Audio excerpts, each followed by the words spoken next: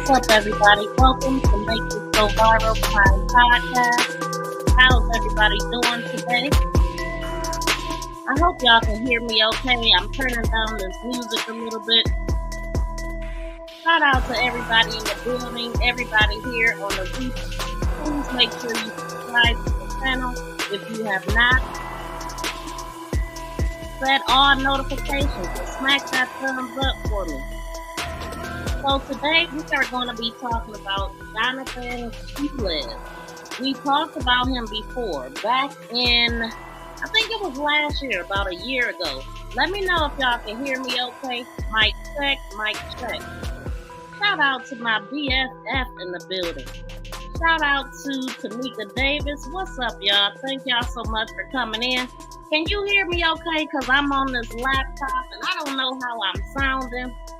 So I hope the volume is okay.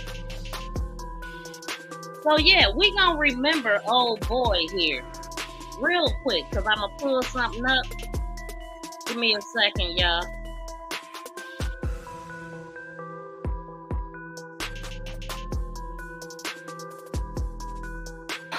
The girl might be pregnant.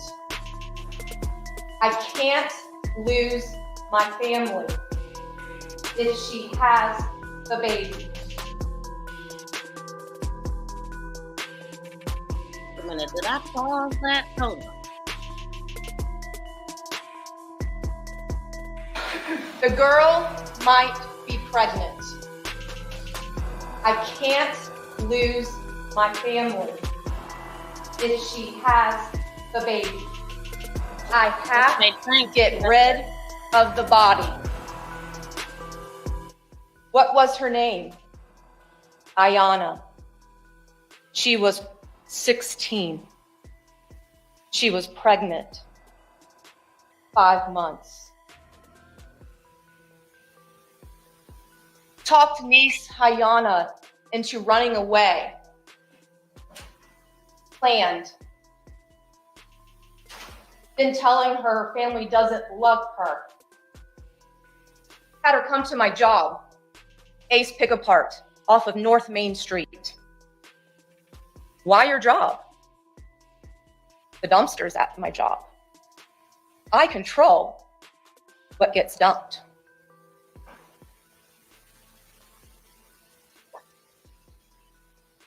Did you kill her one day and dump her body the next? Yeah. They're gonna give me the needle. Why? 1, premeditated murder. 2, young adult with an unborn child, 5 months. They consider that too.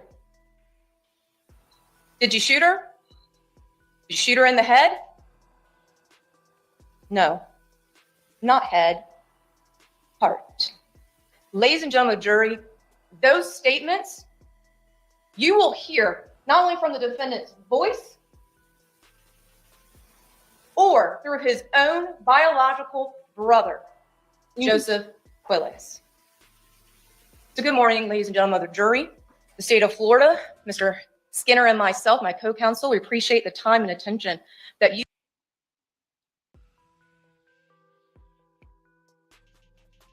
Okay, yeah. So this is Johnathan Quiles. If y'all remember, we talked about him. Iyana Sawyer was his niece. So she pretty much summed it up what's going on. The reason why I wanted to revisit this is because I came across the interrogation video. Now, unfortunately, I can't put a video up like this, okay? But we are going to listen to the audio because listen, what we listening for is how to spot a liar, paying attention to details when people are lying, and just get the details of the case and just see how he tried to wiggle his way out of this one. Like, he really thought that he was smarter than everybody else. He really thought that people was buying into his BS. Now, Iyana, she was only about 14, 15 when he started messing with her. He was married to her auntie, her mother's sister.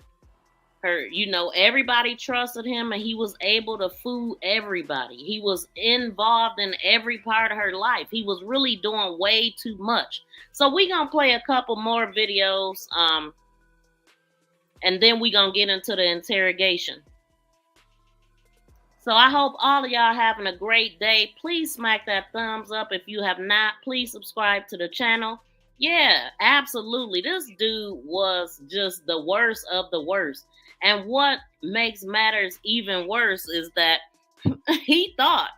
make it funny to me, is that he told his brother about this, and his brother told him. And I'm so happy that he did. Unfortunately, they never found her body, though. Her body has never been found. And I'm still trying to figure out how did he wiggle his way out of that. So give me a few minutes, y'all. Let me go back over here. Make sure we ain't missing. It's a lot. This is a 30-minute video. We're not going to watch it all, but we're going to listen to a little bit more. You all have given already this week. And we appreciate the time and attention that you all will give for the remaining of the trial this week and next week. As you had heard during jury selection, the state has two things to prove. Was a crime committed, and was the defendant the one who committed the crime? And in this case, there's an indictment for 3 crimes that we're going to ask you all to consider. First-degree premeditated murder of IS, first-degree premeditated murder of her unborn child, and sexual battery. There will be material facts that Your Honor will instruct upon, and then you, as the fact finders, will weigh that evidence presented during the trial of whether or not the state of Florida has met that burden beyond a reasonable doubt to all of those material facts. Now, we're about to go through a little synopsis because opening statements are not evidence.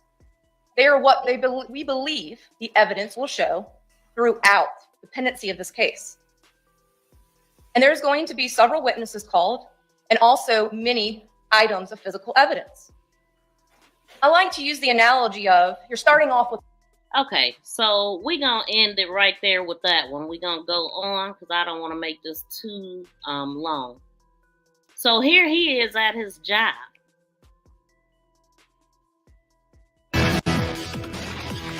Prosecutors presenting more evidence in the murder trial of this Jacksonville man charged with raping and killing his niece when she was pregnant with his child. How they're using surveillance video to walk the jury through his actions at work on the day the victim disappeared.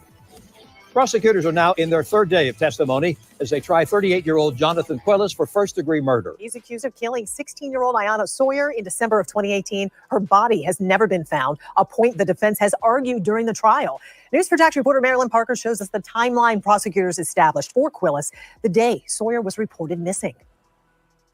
Johnathan Quiles worked at Ace Pick Apart for about 90 days. In the video we're about to show you, Quiles' general manager confirms that it is Quiles, and we get to see his movements throughout that day. Friday morning, Quiles arrives at Ace Pick Apart. He drives a red van, then we see him walk through the parking lot. Around 11:17 a.m., he gets in his van and leaves.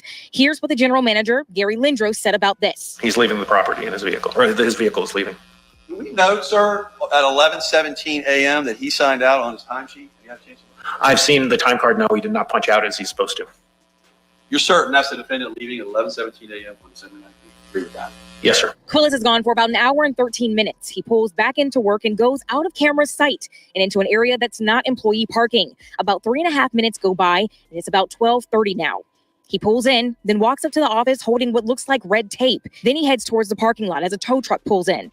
Quiles walks alongside it in the employee parking lot. He's headed towards a pile of scrap tires. Then at 6:06 p.m., he's leaving in his van. That video we just showed you, Quiles is leaving around 11 a.m. and then he comes back around 12:30. Well, last week we learned Iyana Sawyer left Terry Parker High School around 11 a.m. as well. But the state's suspicion doesn't stop there. Coming up tonight on News4Jax at 6, we'll show you video from December 20th at Ace Pick Apart, and we'll let you know how the defense cross-examines this witness. At the Duval County Courthouse, Marilyn Parker, Channel 4, the local station.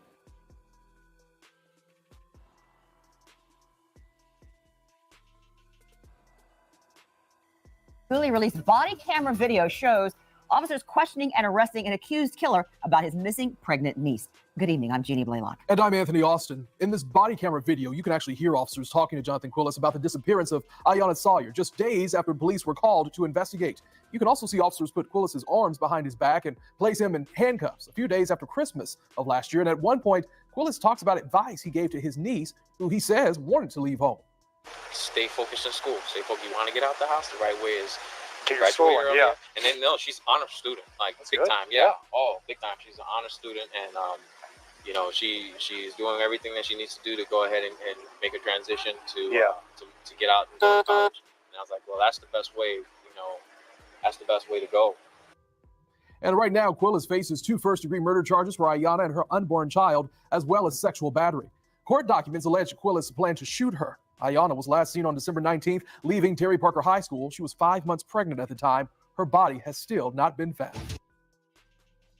So yeah, this is the scumbag that we talking about right now. Hold on. Hold the heck on. This is not what we trying to do. Okay, so he was doing everything to mess with this girl's head. I mean, she thought that they was gonna run off together. He was gonna do this and that for her, and she was willing to take that chance. But he had a whole different plan for her, and he wasn't planning on leaving her auntie. He basically tore his family apart.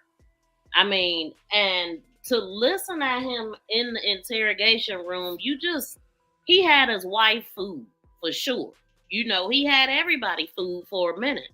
But the grandmother, who the reason why all of this they start looking at him is because Iyana and her sister, they both went to stay with their grandmother for the summer. Well, when she came back, she was on her menstrual. So she came back in July from staying with her grandmother out of town. She was on her menstrual when she came back, so they knew that she wasn't pregnant then. So they were able, the family is so close that they were able to pinpoint her period and when she could have got pregnant. And when they did the math, it led back to him, you know. And then there was an incident in July because she also the same day went to her grandmother's birthday party, and her grandparents walked in on them in a full embrace. She said everybody was leaving at the time. They was at the back of the house, and they happened to come out there and startled them. Like, basically, he jumped when he was hugging her. So she then told her daughter, you know, they shouldn't be around him, but never told her daughter why. She never told her that about this hug or anything. So then Iyana got mad at him because he was involved. He messed around with her sister. Now, mind you, she's in love with him. He don't care about nobody. He's just a predator, okay? So he didn't care who he got it from, but he had her food, you know? So the sister didn't, you know, she said she didn't like it. She didn't tell because she was embarrassed and all of this kind of stuff. But her sister knew about it. And she was very jealous and very upset. So she ended up messing with a guy that lived across the street from her, which he was 20 years old. Yeah, too old to be messing with a 15-year-old. So her mother went and got a kit done on her and found out that she had semen from 2 different men in her underwear. So the part where he was just talking to the police outside when it was dark, that's when he was like, oh, well, she used to mess with it. Like, this is when she's missing. They trying to figure out where she's at, and he comes with this bull crap. This is, by the time they did this, the police came out and talked to him. I want to say she had been missing for almost 2 weeks at this time. Her mother came out on that scene and she had been going through her messages and found a whole bunch of messages. She basically kept a whole diary on this guy, but calling him Jose, you know, and they didn't have a DNA of the baby. They never found her body. The mother didn't find out she was pregnant until she was already 5 months, and they were able to figure out that he was the daddy because they was like, he ain't been they don't go nowhere. They know where their kids are at all times, and he was the only man that was around them. And the sister, their aunt, was just going for bat about her man, and she was also pregnant with her second child. They was like a month or so apart. So we gonna listen at some of this audio.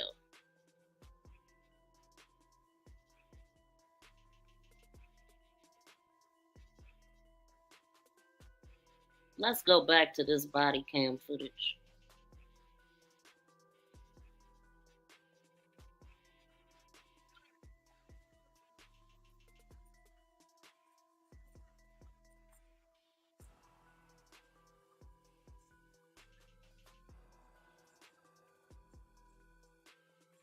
So the date is 12/27, 2018. She went missing on the 19th.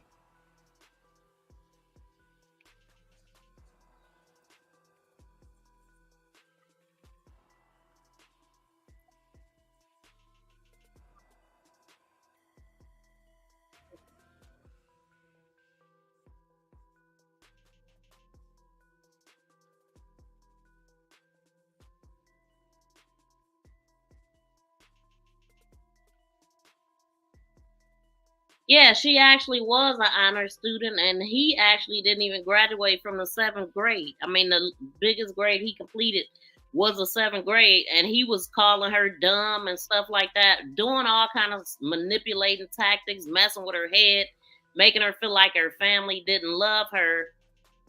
And the worst part about him, oh, I didn't even realize I wasn't sharing my screen, but the worst part about him, he was playing both sides.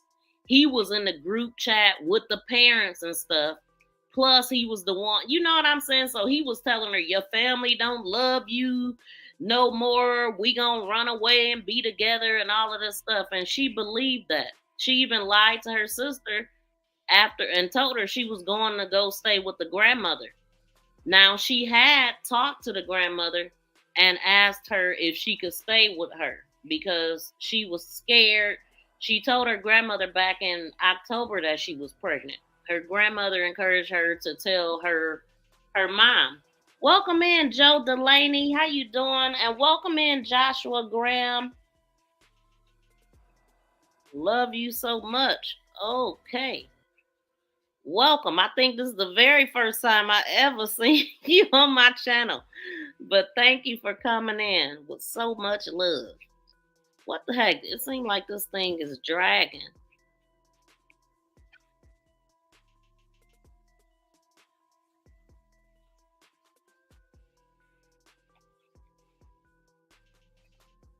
Two first-degree murder charges for Iyana and her unborn child, as well as sexual battery.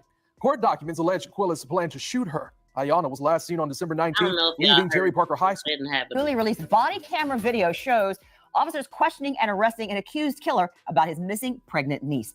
Good evening. I'm Jeannie Blaylock. And I'm Anthony Austin. In this body camera video, you can actually hear officers talking to Johnathan Quiles about the disappearance of Iyana Sawyer just days after police were called to investigate. You can also see officers put Quiles' arms behind his back and place him in handcuffs a few days after Christmas of last year. And at one point, Quiles talks about advice he gave to his niece, who he says wanted to leave home. Stay focused in school. Stay focused. You want to get out the house, the right way is School, yeah. And then no, she's honor student, like That's big good. time. Yeah. Oh, big time. She's an honor student, and Y'all, please smack that thumbs up and hit the reaction so YouTube know that we live. We definitely want to get the thumbs up. I don't know. Wait, what am I looking at here? I only see 2 thumbs up or 3 on this side, but let me refresh it. Yeah, please hit those reactions, y'all, so YouTube will know that we live. We need all the help we can get over here. Thank y'all.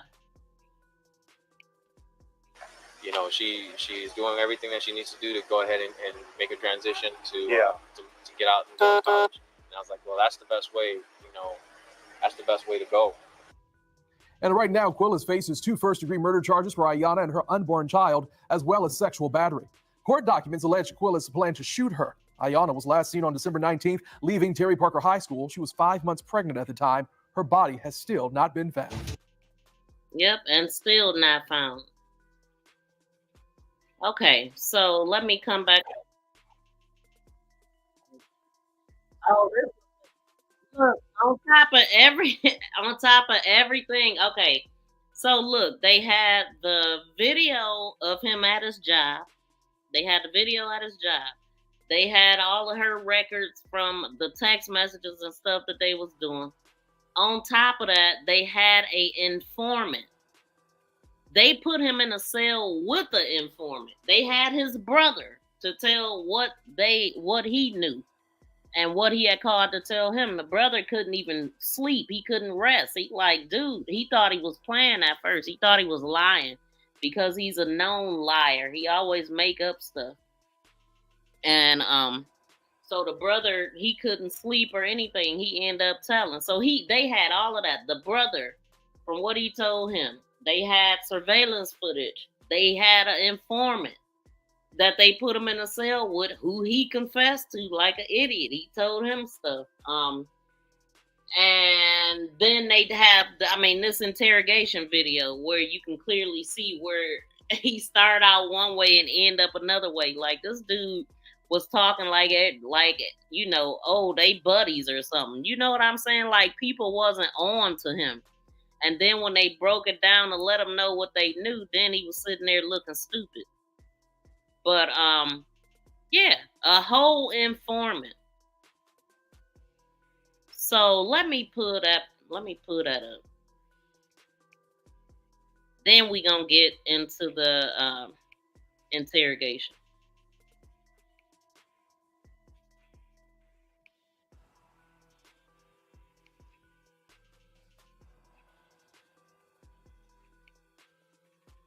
It's a lot getting back in the swing of pulling these videos up. Y'all know I don't do this too often. All right, Mr. Hatch, come over here to your right. Watch your step as you come forward. If you need a glass of water, let us know. We'll do our best to accommodate you, of course. If there's an objection made during the course of your testimony, I just ask that you pause, let me roll on the objection. We'll go from there, and we can lower the microphone for him. Just use that. And they said this dude has worked with them on several cases, so they knew exactly who to put him in the room with. Microphone to kind of project your voice so everyone can hear what you're saying, okay? Yes, sir. All right, thank you, sir. With that said, Mr. Skinner, you may inquire. You're ready. Thank you, sir. Good afternoon. Will you state your name for the jury, please? Damian Jerome Hatch. Do you spell Damien? D-A-M-I-N. How old are you, sir? I'm 39. Will you tell this jury where you're currently residing? I don't. The last in 2000. Sir, are you a convicted felon? Yes, sir. And how many felony convictions do you have? 2. All right. Now, when you were at the pretrial detention facility, also known as the Duval County Jail, did you meet, sir, an individual by the name of Johnathan Quiles? Yes, sir. Do you see him in the courtroom today? Yes, sir. You point him out for our jury and give us an idea of where he's seated and an article of clothing he's wearing, please. You state for the record. He's sitting over there, sir. What color shirt? Blue. Is he wearing glasses? Yes, sir. Is he on the far right of the courtroom as he relates to you? Yes, sir. Seated next to counsel? Yes, sir. Your Honor, may the record reflect he's identified the defendant. So reflect. Thank you, sir. How did you meet the defendant at the pretrial detention facility? We was in the same part. And will you define what you mean by that? We was living in the same dorm, living area. I want to talk to you about what a dorm is. Will you explain for our jury first, are there multiple bunks within a dorm or how's it situated, please? It's a gang of cells in one dorm. All right. Do you know approximately how many cells that the inmate cells are open? I don't care. Bible study. Did you start and join a group of a Bible study around the time period of July of 2019? Confession. Yes, sir. Approximately. Yes, sir. All right. And how long did you remain in that group?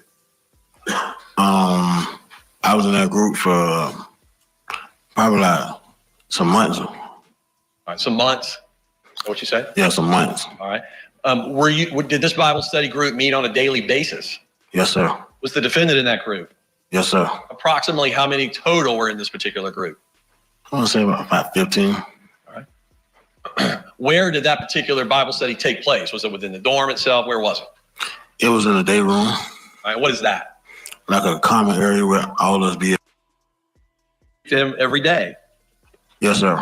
Now, were you in the same, what you're calling a cell with him, or were you in a separate cell? Separate cell. Were you both in the same pod or the same dorm, as you call it? Yes, sir. While you were in the same pod or the same dorm, were you able to talk with him as you walk freely amongst a particular pod or dorm? Yes, sir. Did you do that on a daily basis? Yes. Best you can when that happened. And open up to you and start talking to you about his case. Yes, sir. You know approximately, best you can, when that happened.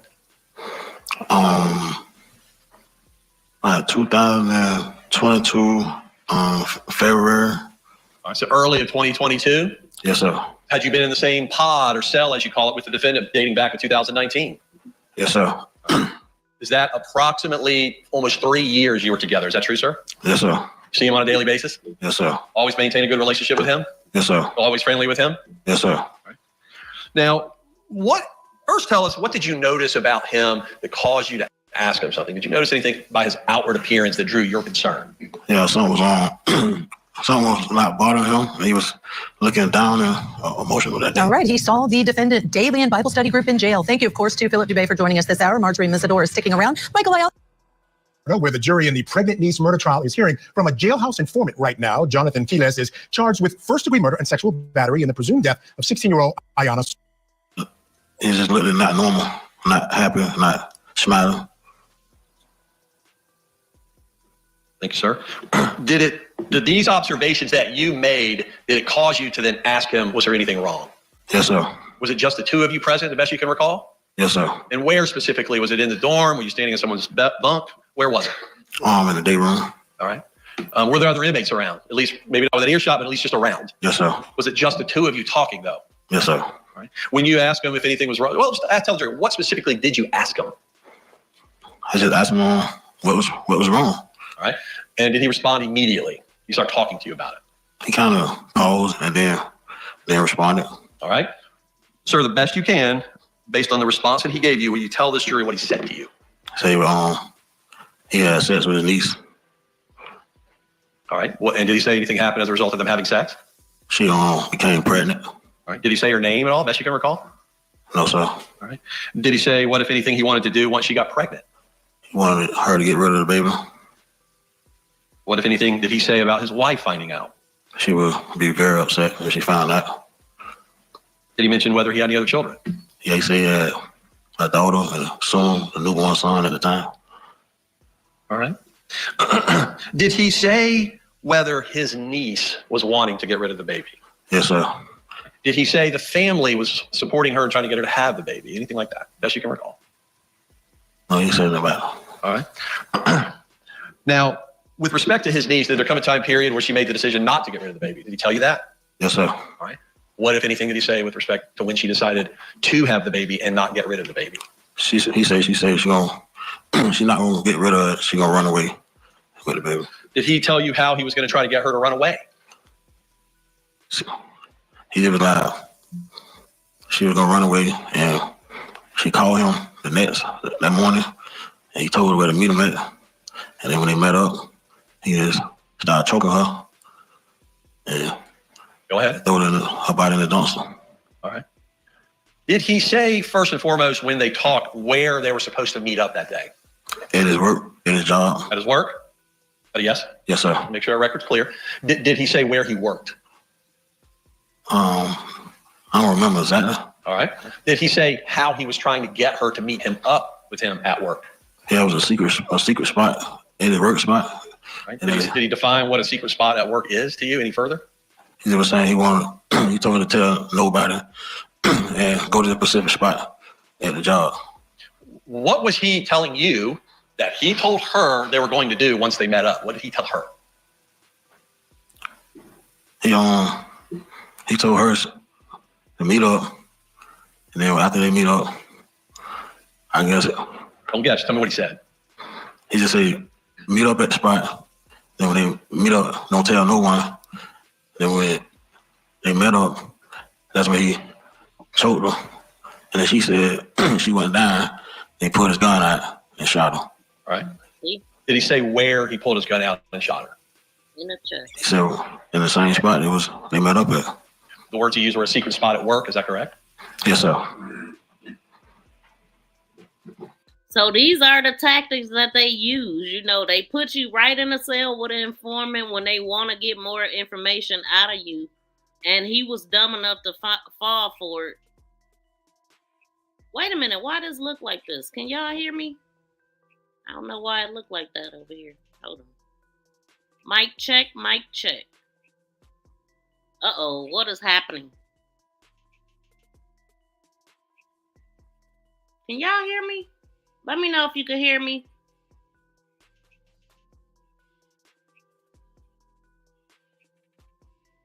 What? I'm talking about everything just stopped. You know what?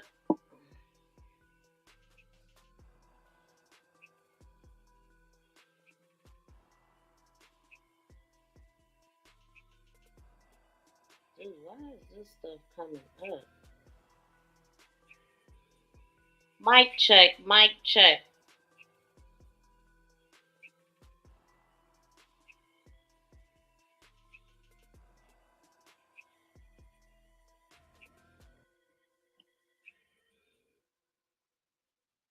You can hear me? Why is it not on my end? Hold on, y'all. You can hear me? Why is it not? Okay, it's something going on, y'all, so I'm gonna have to close this down. I don't see. I see it on my phone, but we can hear you and the music, but not the video. Okay. God dang it. How the heck do I get this thing to shut down? Great. I don't know what's happening. And I don't know how to close it. Wait.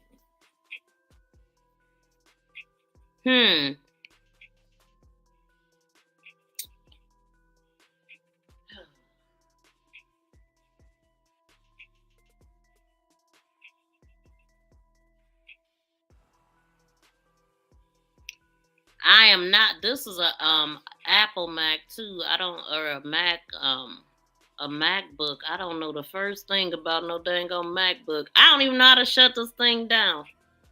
That sucks. Dang it. What? What is it doing? And why?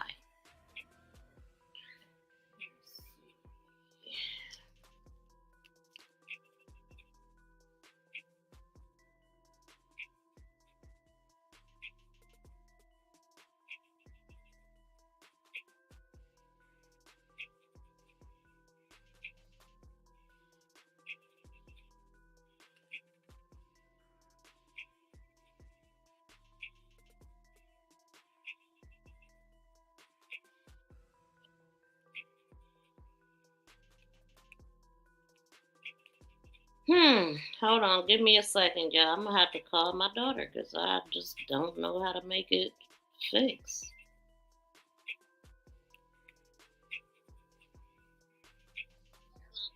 Hey, I'm calling you for technical support. I'm live right now. Your this thing is just circling and I don't know how to clear it out.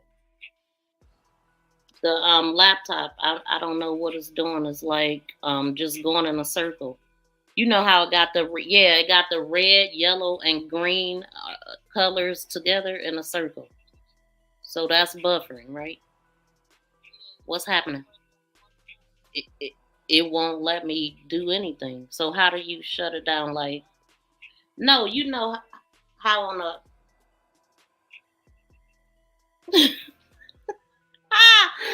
oh my God. Breathe.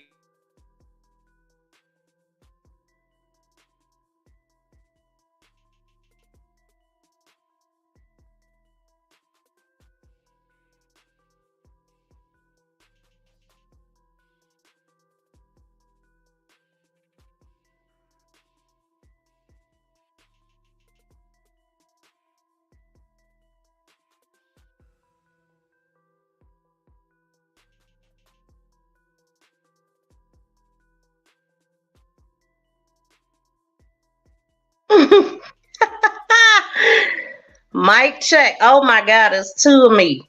Hold on. Wait a minute, is it three of me? Can y'all hear me? Hold on. Okay, it's one of me now. Mic check, mic check. Can y'all hear me? You can hear me. Okay, like, could you hear her? She is no dang on help. None. Oh my God. Hold on. Let me put my earbuds in now. Like, this is why I just stick to my dang on cell phone. Yes, we can hear you. Could you hear Bree? Thank you, y'all. She told me, I don't know, power it off. I didn't even think. I'm just like, where? Because on a regular computer, you can control alt delete to shut down. And I'm like, okay, surely it's a special button I got to pick for here. But yeah, power off. I guess it worked. If I'm not echoing or anything. Dude, like, just all of a sudden. I wonder if it's because I didn't accept the cookies. What the heck is going on here? What is this? Get off my screen. We're going to try to get it back up here, but wait a minute. All this stuff popping up. But in the meantime, we going to get into it, y'all. Hold on. We about to pull up the audio. Wait, what is this thing doing? Man, iMovie. Okay, so, all right. You're good, sound good. Okay. So we about to go back to what I know. Okay. So I'm about to hook up my earbuds to the cell phone. And we go, wait a minute. Am I not in portrait mode? Well, yeah, it is. Why did this even come up? What? Hold on. This thing is doing whatever it wants to now. Oh, let me stick to this. Okay, so I'm about to hook up my earbuds. Let's see, because I can't hear nothing at all. Let's go. Mic check. Wait, I still don't. Wait, maybe I can't hear nothing because it ain't nothing on. Real low. Let me pull this up. This is the idiot we talking about. This is him in interrogation. So we gonna go over that, and I meant to put this up, warning that this video contains graphic content and viewers' discretion is advised. I meant to pull that up way long ago, but yeah, this is pretty much what he was looking like the whole time in interrogation. So that's pretty much all we need. That's the visual, and we're gonna get into the audio. Thank y'all so much for being patient. Please smack that thumbs up, hit the reactions and all of that. Please subscribe and press that notification bell and thumbs up. Please subscribe. Thank you for sharing me. Thank you for sharing me. Thank you for sharing me. For sharing me. For sharing me. For sharing me. Thank you for sharing me. Okay, we almost there. I'm still trying to hook up these earbuds. I don't even think they connected, so I gotta do that first. Or is it? Okay.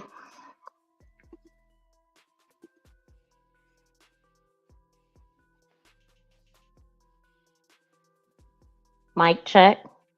Okay. Now let me turn this music up to see if I can hear it, because that is kind of... No, I still don't hear it. Y'all probably can hear it. Or can y'all? Wait. Okay, now I hear it. Damn it. All right. All right.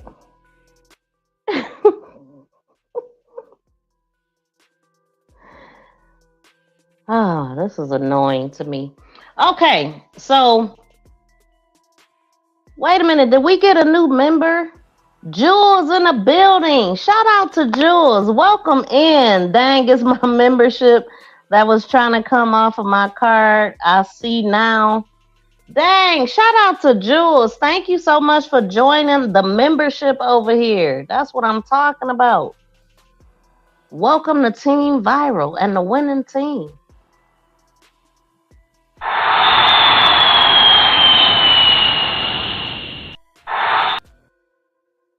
Yeah, so we are over here having technical difficulties trying to pull up these videos, but we're going to get into the audio. And what I'm going to be doing is stopping and going. And, you know, I'm going to give my commentary as we go.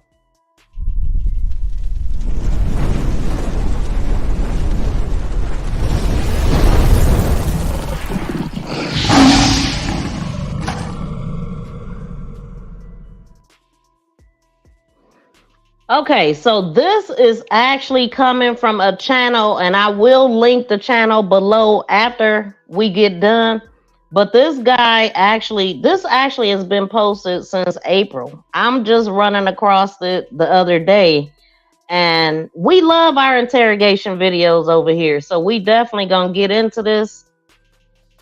We already did the background on who we talking about. And yeah, we gonna listen at these lies. Him try to school his way out of it. Okay, let me know if y'all can hear it good. How are you? I've had better days. I know, right? Yeah. I know. There's a lot of things going on. Johnson, I bet you can help before we check it out. I'll let you know. So I have some technical issues.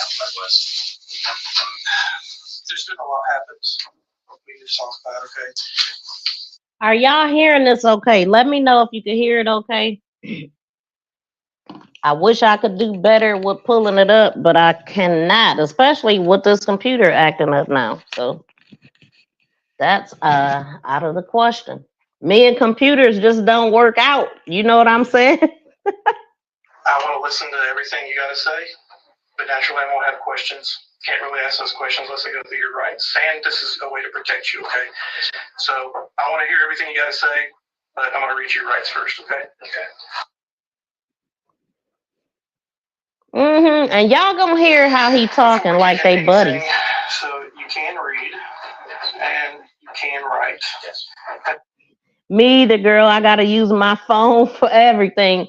I love using my phone, but God, I think it's because I didn't accept the cookies, maybe. It just shut down on me. Like full bars, everything. Shout out to Anti-Social Socialite Podcast in the building. Tamika said, yes, I can hear you. Yes, okay. All good. I'm here for it, girl. You know that. Let's go. You had any alcohol today? No. Okay. Very smart thing. What about any kind of drugs? I don't smoke. I don't do any drugs. Okay. Well, I mean, there's not drugs, but there's like a fat burner pill. Oh, yeah. What about like prescription medication? No, I don't do anything. Okay. Being gay at night, that's it. Being gay at night. Yeah, Goodbye. shit, that's the good stuff. Burn your skin off. Probably. Don't they sound like some co-workers just chopping it up in the morning before they go to work? Boy, you ain't... Listen, one thing about these interrogation videos, it be having me cracking up because a lot of times, I mean, most of the time, if not all the time, when they asking these questions, they already know the answer. They've already did their investigating and all of that. So they just letting you think that you smart and you fooling somebody. Oh, I do. It's for stigmatization, but that's it. But you were able to read this? Oh, absolutely. Yeah. I agree with that. I think it's just more for distance. Yeah, distance. Yeah. Contacts? No, I don't have any contacts. And do you have any current mental conditions like seeing things, hearing voices, anything like that? No. Okay. So, one of the things that we're investigating, is with your niece, Samaya. Oh, Samaya. Yes. Okay. So, Now, the video that I played of him outside talking to the cops, right? That was the same day that they arrested him and got him in an interrogation. So he's wearing the same thing. Now, they couldn't arrest him on, wait, did he just say Amaya? Wait, hold on. Because they got him on the sister first, I think. But hold on. what can you tell me about Samaya? Like, why do you think you would be here because of Samaya? Samaya, yeah. So Samaya is her sister. So is Iyana's sister. Iyana is the one that was pregnant, the one that was missing, but they arrested him on the sister because that's something that they could prove, I guess. You know, they had the sister telling what he did to her and all of that stuff. So initially that's what they was holding him on. I've been accused many times by the older siblings, well, the sisters and stuff, that I've been inappropriate with Iyana and Maya. And how would they think that was? What would they think is inappropriate? Well, let's say this: the first time that it was brought to anybody's attention, I didn't hear it directly from them. I heard it from like a sister, Margie, and she mentioned that. That they think that I was the reason that Iyana was turned out because she got caught in, you know, having sex with a guy that was over 21 across the street. So, but prior to this, we've had complications in the family. They will pick on my wife. My wife has a little bit of, she needs medication to kind of stay level. Okay. So my wife is pretty blunt, and, you know, she just doesn't take too much from anybody. Right. You know, she loves real deep, and she just tries to keep everybody, you know, together. So some things just don't make sense to her because she's very plain Jane. Right. But once my wife was almost having to get admitted into the hospital, I had it with them. I'm telling you, I could be under a truck or fixing on a truck, and I'll drop what I'm doing to come and help them move or wherever the case may be. So with seeing my wife deteriorating the way she was, I couldn't deal with it no more. So I sent a mass text out to every last one of the sisters and said, listen, you guys got my wife. You've been picking on my wife all this year time. I've been staying out of it because this is a sister matter type of deal. I can't do it no more. I'm done with it. I don't want to hear none of your drama. You leave your stuff out there on the side of the road, wherever you're going to be. You know what I'm saying? I don't want. I'm not Do gonna. y'all hear this fool? How he is just, it's everybody else's fault but his. You are the cause of everything that's happening. But I just love that he think these are his buddies, his pals, his friends. Come and help you. I'm not gonna do nothing. You've just been nothing but drama in my life and in my wife's life. I'm keeping my distance from you guys. From that point on, this is about. I'm horrible with dates. I'm horrible with times. I want to say about a year, maybe a little bit more than a year ago. Okay. And from that point on, it's been just rocky roads with me and the sisters. Jametta started. I think Johnathan has been inappropriate with Maya and Iyana. Now they question them girls separately, together, and it's been he's never been inappropriate with me. He's never, and it's, you know, I don't have nothing to hide. You know, I got kids older than them. Look, see how he is just, he know good and well he got them lying, but he's using this as if this is real, not knowing anything that they got on him. Like, notice how he's all like very talkative. He ain't even taking a breath in between. He's so anxious to tell this story, and he knows all the details like the back of his hand. We know he gonna start stuttering and stuff at some point. You know what I'm saying? He ain't gonna be speaking as fluently as he is right now. You know, dummy. And Kim, the mother, she says, listen, I never thought that way, but, you know, and it kind of got brushed under the tables. I still didn't talk to Tweedledee and Tweedledum, which is Jametta and Paul. I didn't talk to them no more. And are they the older ones? Those are the older ones, correct. I didn't talk to them anymore because those are the ones that started with the nonsense. And after they got, I guess, the girls' side, and even Maya, she would text me, she'd say, you know, I wish they would stop asking these questions. This is just getting ridiculous. They treat you so wrong, and all that their stuff. Once that passed and that blew over, everything was good. You know, they're staying the night, you know, weeks on end at the house. We're going fishing together. We're doing, you know, you're doing pretty much everything. Right. Yeah, everything. Bending them over in the van, bending them over while they swimming and all of this stuff. Like, that's what he did to Samaya. Took her swimming and end up doing all of this stuff. And you see what he told the informant. How do you do this with your wife there? Or whoever said that. I don't remember if it was the informant or not. But, like going to the store, little trips and stuff like that. Like, that's just sick. I noticed this auntie got to feel all sorts of ways. First of all, for even bringing this whatever you want to call them, into the family. Like, let this play. From that point, and this was this past year. This was 2018. 18, maybe 17 into 18. Okay. Then after that, Iyana got caught with, I guess she was late picking up her brother, and her brother squilled. Oh, he just loves telling this story, y'all. He told it when, before he left the house. He loves telling the story. But you know why she did it? Because she found out he messed with her sister. Which took advantage of his sister, but of course she wasn't thinking like that. But yeah, mad at her sister and everybody else for it happening. So she went off and messed with somebody because of what he did.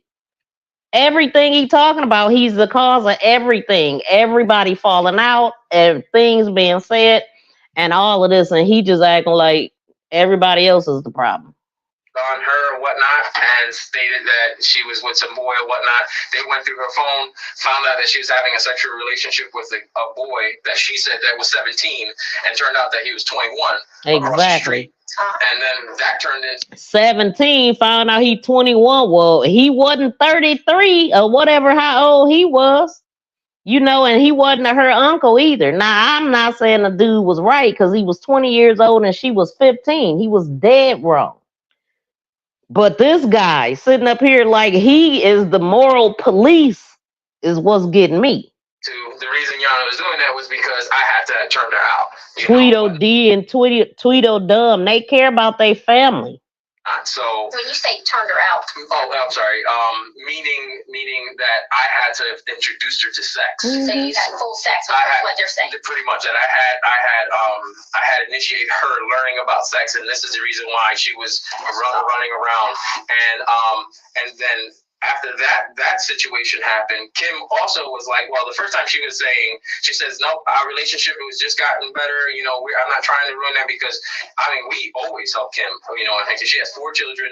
She's like almost on a minimum wage salary. Her light's always getting cut off. We always help them feed the kids, take them when she needed a break and stuff like that. So she supposedly. See how he throwing all this shade while his wife is the one doing all the work. He actually was a baby himself, because allegedly these girls started coming over there, helping him with their baby while their auntie worked, because somehow he broke his femur. So the girls started coming over there to assist with their baby. Why he making babies with her freaking niece. Just disgusting, man. Listen, pay attention to watch who you bring home. Was on the back on the wall with it, like, oh, hold on. But then again, as time passed, my wife made me aware. She never stopped them from questioning them and stuff like that. But anyway, after that situation happened, they questioned her again, and they questioned both of them again. Did Uncle John ever get, fresh with you guys, or come out of character or anything like that with you guys? And boom, again, nope. And Iyana was saying nope. When was that? This is the thing. That was definitely in 2018. I'm not too sure. I would say towards the middle year, like maybe beginning to the middle, summer, something like that. Yeah. So they questioned the second time, and the girl said no. Said no, nothing ever. He's never been appropriate. He's only been a father figure to us. Now, their real father is just pretty much he's there, but he's not there type of deal. So I've spoken to him because my son, when he first came down to live with me, he started going to Terry Parker, and I would drive him every day, and then after school we take him to the store and do all that there. And it was one time we met her father in the store, and he's like, oh, my princess, and he was just so trying to get out that dang on store to get away from it was just he left his keys, he left his phone, like he was just trying to get out there. He really playing her father. Her dad was in court, and the father is the grandmother that she's very close to, that they were very close to, actually is their father's mother. So they would go stay with her. He would go stay with them too in the summer. And the way that he described their relationship is totally different than what this dude is saying. So he's trying to make himself look better than everybody. Her father, her family stupid, everybody dumb but him. Just disgusting. situation, because where I stood with it was like, okay, you know, your daughter wants to see you. You live just about around the corner. Just come on and see her. You know, I think it was for her birthday or something like that. And she was just so happy that she, you know, and that I just want to point this out too, though, because the fathers need to stand up. Because if more fathers will stand up, then less time the kids will be with creeps like him, because they prey on children whose fathers ain't around. You know what I'm saying? They prey on women who got kids whose fathers ain't around. Or he's gonna come over and I have to kind of pull it to the side and say, listen, Iyana, he's not gonna come over. Well, how do you know, and stuff like that? It's just these type of things you kind of know, you know. So so the girls would come over to your house and you do like trips to the beach. Yeah, to the we always went to the pool. We had at the house. Right. We had this is when we lived at 1503 East Lovejoy. I had a tire swing, I had zip lines, I had hammocks. This is all for them, you know, because my daughter was still too young. I had go-karts, you know. It's just a huge backyard, about a half-acre backyard. So the pool was there over in the backyard, and the beach. Now the beach at first they didn't really care for the beach. They didn't know how to swim the beach and stuff like that. But they would stay the night. They would time swim out, and there was anybody beaches in your basement. No. And well, let me see. After the first time they stood just about the whole damn summer with us, and after the second time that they accused me. This is 2018. We're talking. This is 2000. Yeah, second time is 2018. They pretty. Can y'all hear this? Cause wait, let me do something. Cause I just got. Wait a minute. Hold on. Let me see. I gotta see if this stuff is moving or not. Oh my God, what the heck? Yeah, this dude just running his mouth. I can't stand, like, I was listening to this. I literally was like, shut up. Like, God, this dude is just nonstop chatterbox. You know what I'm saying? He trying to tell everything he know and don't know. You know what I'm saying? Anything to make himself look good. Let me know if this sound different, y'all. Was there almost every weekend. They always there watching my daughter. My wife goes out. My daughter's 4 years old, and they'll watch Nia, and you know we'll go. Me and my wife will go out because we really don't go. We normally would stay in the house, and that was the reason why the kids love being there at the house, because at their home it was mom came from work. Boom, that door is closed, and she's doing whatever she's doing behind the doors, and they never got any of that quality time. And me being raised, how my mom raised me, I'm born in Brooklyn, New York. They didn't have the best of everything.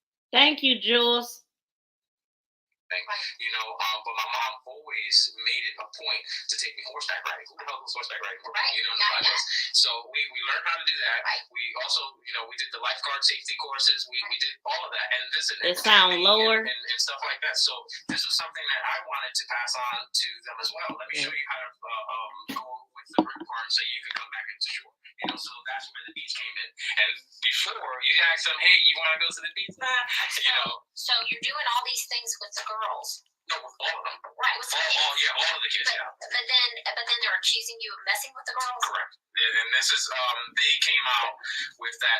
They started like real heavy with it when Iyana went with, you know, that boy across the street and doing all that. That's when it started like really thick. And then give me an example of things they think were inappropriate. Well, I would just say what they were saying. Again, this is not something that they came directly to talk to me about, because had they did, I would have whipped out my phone and say, hey, look, Kim, wait, no, this is what we talk about every day. And the majority of it. On the phone? Yeah, I talked to them. What did you use? Facebook? No. Iyana Snapchat. Iyana showed me about Snapchat. Okay. I didn't know nothing about Snapchat. I didn't even know. That's their language. So, you know, that's what you showed me how to do, and then something about score streak. So you send pictures in the morning, and then in the afternoon or whatever, as much pictures as you can send. Thanks, y'all. I went in the other room and listened. I have on earbuds too. It sound okay. I adjusted it. Okay, it's good. Okay. Yeah, I adjusted it a little bit closer to the mic. So we back on the computer, y'all. Okay, I'm gonna let it keep playing. But just notice, y'all notice how he is just nonstop. He will not stop talking. he's giving all kind of details that they ain't even asking them. Like, they just listening at him, but they know the truth the whole time. Look how they looking. I mean, pretty much what, let me put us back up, because this is the look the whole time. Seriously. Like selfies or whatever, or even the sky, whatever. You know, you get like a certain score streaks or whatever. I still don't understand that too well. But that's what we normally communicated through. and the reason why is because exactly. He act like these his buddies, man. Like just on and on and on. Shut up. Let them ask you a question. You know, it kind of sounds like incriminating now, but it's because the message is delete, and there's a lot of things that they come tell me about their moms, and that, you know, about just their everyday struggles being at home because they never wanted to be home, and that was just something that they didn't want their mom, because it's happened before, and I'm pretty sure that's how it happened with the guy across the street. Well, maybe they didn't want to be home because you had them food and they wanted to be grown. You know what I'm saying? They could be full grown adults over there with you, buddy. That she went through her text messages and saw all this here stuff that they were talking about. And also prior to that, she had was talking to one of her friends about their living situation, and her mom just went smack the hell off on her. You know, which one? Who did she go off on? Iyana was Iyana. Yes, Iyana was, and her mom at one point in time had a real tight relationship, right? And then where that changed, I cannot put my finger on it, but it changed. And she got this sense that, you know, mom doesn't care about us, and that's both the girls that used to, you know, do that. Is mainly she doesn't care about us. All she cares about, you know, Mr. Darius and you know, is that her boyfriend? That's it, her boyfriend. Yeah, Mr. Darius and whatever they say about it, whatnot. Yeah. So the ants are accusing you of this kind of stuff, and you're telling me that Iyana and Samaya, correct, both said no. Correct. That's right. They said nope. That never happened. That he's never been inappropriate with me or anything like that. Okay. And then, so let me tell you how I got involved with this case, because if that were the case, I wouldn't be involved. Absolutely. Right? Because that sounds like a non-starter. Right? Correct. So I get involved with the case when they're doing a missing persons report, right? For Iyana, is it? Iyana. And so while doing that, they were looking on her computer. Correct. And so they're finding stuff on the computer that she's authoring that's implying a sexual relationship with you. Almost like a love affair. Well, I also read the same thing because Margie took a picture of it and sent it to my wife. And this was the first time I did. Okay. And this was the first time that we were introduced to the police. They came to the house. This is after she ran away. Okay. And they came to the house searching for her through our house. Right. So, yes, I also read it, and it was a character named Jose. This blew my mind all the way around, because it's a lot of stuff in that thing we actually did talk about, you know, about her sister having relations with her. Okay, so do y'all notice he's stuttering a little bit now? Like he ain't as fluent, and you know what I'm saying? To me, it kind of changed up a little stuttery there. Friend and stuff like that. So there's a lot of stuff that is there that makes sense, and then there's other stuff that is like, wait a minute, that doesn't make sense at all. This is not something that we've ever talked about.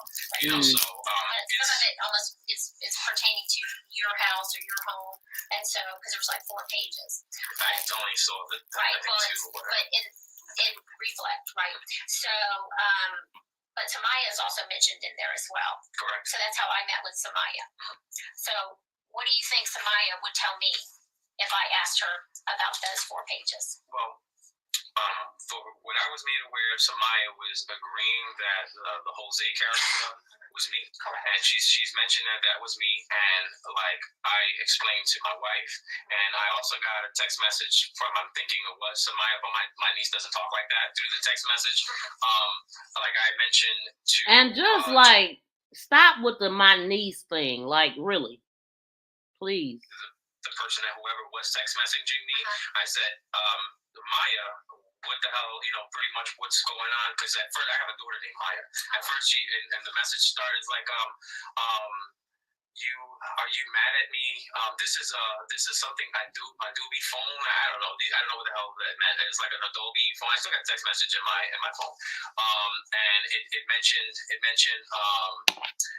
She says, I don't have, are you mad at me? And then I says, hey, baby, how you doing? This is, how's your summer vacation? Your Christmas vacation and stuff like that. Why would I be mad at you? And then, and then she put, because I told. And I'm like, hold on. Who is this? Is this my daughter or this is my niece? Right. And she mentioned this is my niece. This is your niece Maya. And I said, hold on, baby, I can't talk to you. You got these people thinking that I'm some monster. I'm a monster over here. I hope I told them, because this is what I also told the police. I told the police that they most likely forced her to say whatever they wanting her to say, because who's forcing her? Her mom. I have my nephew and her used to date, and your nephew. Well, it's technically my cousin. What's his name? His name is I'm sorry. That's okay. Like, I'm just. He's your cousin. Yeah, you can't remember that. He's here in Florida. Okay. He's here in Florida. His name is Kenneth. I just want to point out though, like the first part of this conversation, he was not even taking a breath. He was telling them so much, to the point where she was like, well, let me get on in here. And you know what I'm here for type of thing. Like, he wasn't taking no breaks, no stutters, no pauses. Now he got time for pausing. Kenneth Berry. B-A-R-R. I think B-E-R-R. Okay, so they used to date with who? Samaya. So, and this, it may not sound relevant right now, but it is very relevant. Her youngest brother, Kyrie, supposedly caught them on the rocks. Youngest brother. Okay, so Samaya's youngest brother. Correct. Okay, Caught Samaya and Kenneth on the rocks. It's literally right across the street. You see, it's just wide open. Having sex. Oh wow. Yes. Mm-hmm. Okay. And what was this? This was, I want to say, you can't quote me on it. I'll say maybe a few months ago. It was 2018. Fairly fresh. And late part of the year. Correct. Okay. So, everything boiled over. I called Kenneth. I said, hey, Kenneth, my sister-in-law is like screaming at my wife. He said, I called Kenneth. I'm like, hey, Kenneth.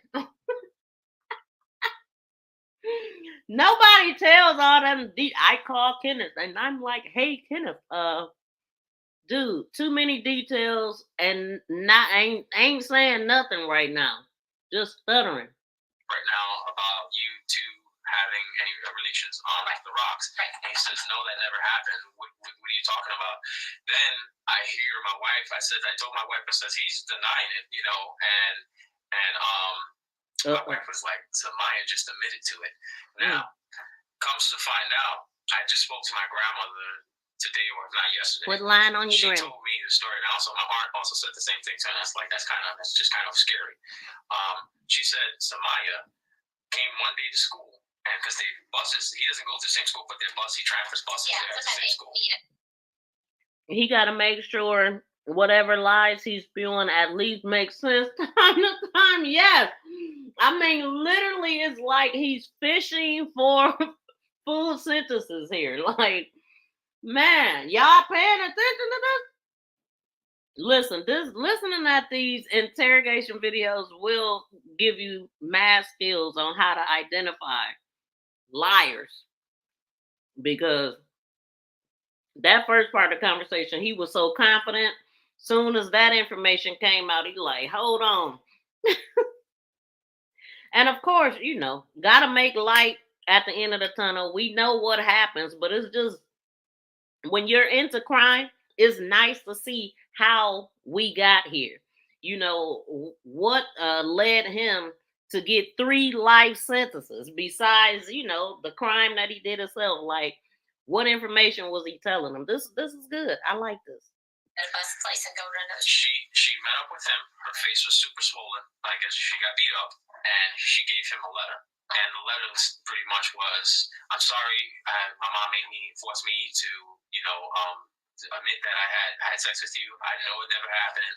And yeah, she said it never happened. And this is it was like, okay, mind blowing, Right. And also there was another time that Samaya told me this about her cousin, which was goodness, what the hell is his name? Freaking hell, Elijah. Supposedly he was molesting persons about 5 to 7 years old until about 2000 and beginning of. So I know about Elijah because that case was handled with us. Wait. And then what happened to Elijah? Hold on. Let's go back a little bit.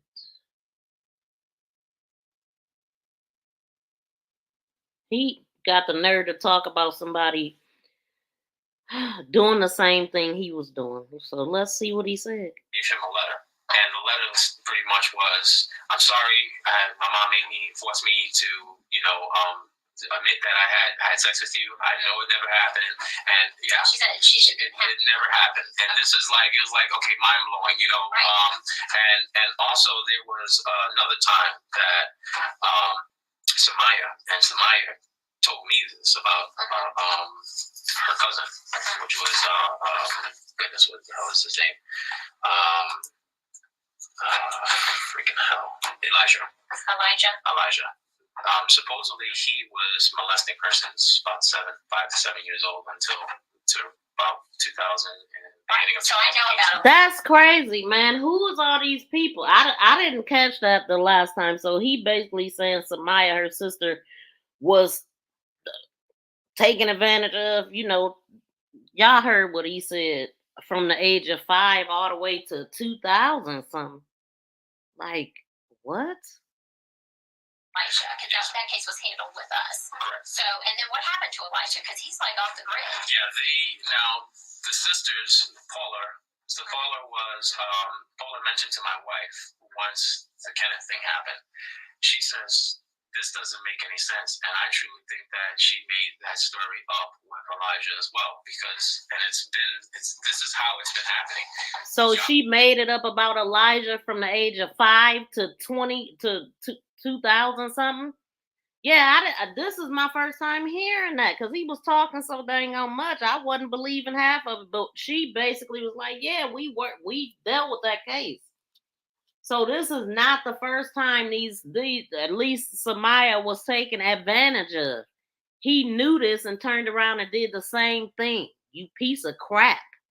Then you sitting in an interrogation room telling the detectives about another guy just like you. And he might be, it's all bad, but I guarantee he is even worse. You married to the auntie, you doing this in the house, your wife, you're the scum, all bad. But he is the scum of the earth to be sitting up here, even let the words come up out his mouth. Dang, right. That's what I'm saying, BFF. Like, what? So it sounds like they mother, I don't know. I'm thinking they mother must work a lot and had them other places. But at the same time, Iyana was a straight A student. I don't remember, or if they even said how the daughter was doing in school. But one thing that I remember about Iyana is that she just looked so sad. And I'm sure it had everything to do with this dude and, whatever else she was dealing with. Iyana gets in trouble for something, and Maya comes up with something. Like something happens with Maya. Iyana gets in trouble with something. Maya comes something.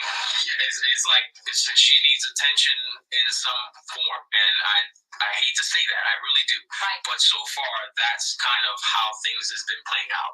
Wow. And like I said, I don't want to put no shade or anything on this situation. This is a very serious situation. I understand that. But I remember him saying that he told Iyana that I don't want Samaya. She didn't want to have nothing to do with me. I don't want her no more. She was looser than you. Like, what? And just carrying on like this is supposed to be cool with her. Obviously, I mean, it's all crazy and twisted, y'all. Because at the same time, none of it was cool. None of it. I just wonder how is they auntie feeling right now, and if they were able to repair their relationship with the siblings, because she was going for bat for that dude. Like, you gotta take a step back sometime. Like, if something wasn't going on before this guy came around, now all of a sudden all of these issues is because of this guy, you gotta stop and think. Like, you've been knowing your family all of your life. You've been with this dude for what, 5 of them? Man, that's crazy though. That's crazy. But that has been the track record thus far. So now, Yeah. Iyana is missing. She ran away or whatnot. Now here I am sitting in the hot seat because Maya is mentioning me as that I was, I'm Mr. Jose. No, you're sitting in a hot seat because of what you did with Mr. Weenie. Okay? Get the hell out of here. So do you know who she ran away with? I don't. Now, my wife asked me, when was the last time we had conversations with Iyana? And I think she gave you a date. This is, I guess, yeah. So, that's the only time I've known her to leave, and this is because we heard it through, the sisters that she didn't show up after school or whatnot. Boy. And that's what it's been. I've been expecting Iyana to call me, text me, anything, Snapchat me, smoke signal. How often do you usually speak with the girls? The girls I speak with Maya and Iyana just almost about every day. We speak, just about every day. We spoke. What's your Snapchat name? My name.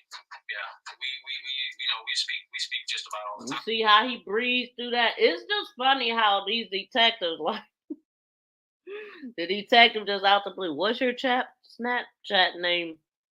My name. And then just keep talking like he just barreled right through that question. But the detective like, okay, we hear all this babbling you doing right now. We still getting to the facts, my brother. And Johnathan Quiles, I think it is. What is it again? We speak all the time now. Like I mentioned before, they weren't. Jules said, I always say if a child is saying stuff like that, believe them. It coming from somewhere kids don't just say that out of nowhere. Believe first, ask questions later. Yep. Cause you will shut a kid down when you shut them down and don't believe them. And it's a lot of parents that do that and stick to their sorry man, Yes, she was taken up for him in the beginning. Unfortunate. Yes, girl, he's sick AF.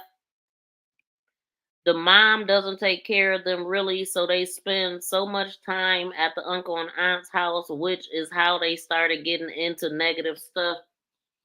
Well, I mean, it sounded like the mother was working and stuff, and she didn't sound like a bad mother. You know what I'm saying? From just listening to her testimony, and I mean, I ain't believing nothing he say. For real, she thought they was helpful, but it make me wonder, like, how old was the cousin, and how did they get in?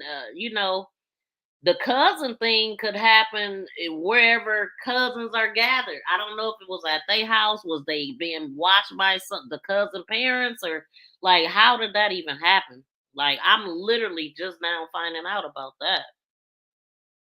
So that is bad. Like, if they were put in bad situations a lot.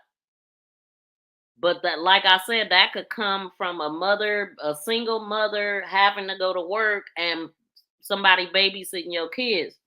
One thing I remember the mother said in court is that her and the father been apart since, she said, like 16 or 17 years. I'm like, dang, they broke up soon as, like they wasn't together long at all. Long enough to have 2 kids and it was over. What it sound like. But of course, this happened in 2018, and this court and all of this stuff didn't happen until what, 23? So this was a long awaited trial too. Happy we even was setting up for them to live with us. In 1503 East and 16th Street, they were actually entertaining the dining room. We were going to close it off, put a TV in, try to get mom to be okay with it.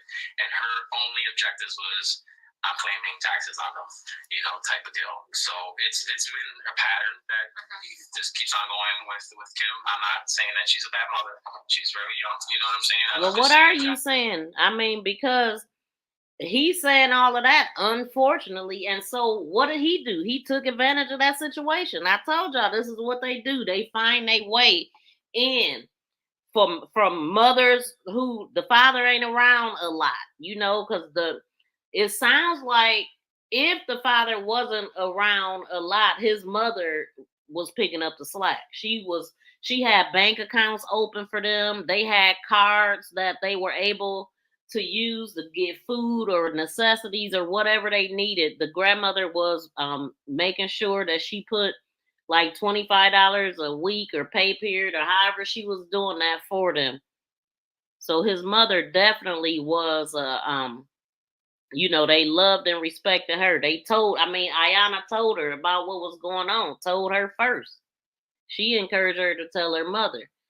And the reason why, to me, it don't seem like the mother was a horrible mother is because how she was on top of, they knew, like, these kids don't just be everywhere. So they was able to pinpoint him. You know what I'm saying? That they was able to backtrack where they done been, when her period was, these underwear and all of the stuff that they knew. So they was like in their business. Her and all her sisters is the way that I was looking at it, but he make her sound like a bad parent. And I'm not sure if I believe that. Especially coming out of his damn mouth. These girls need attention, and the attention wasn't there, so we were just trying to pull them into our life, to kind of keep them with us and have them, You know why Samaya would tell me that you had sex with her? I have no idea. No, you don't? No. Okay. Not at all. Any reason why Samaya would tell the detective, sir? Because she's saying that you had sex with her and that she did not want to have sex with you. That is absolutely absurd.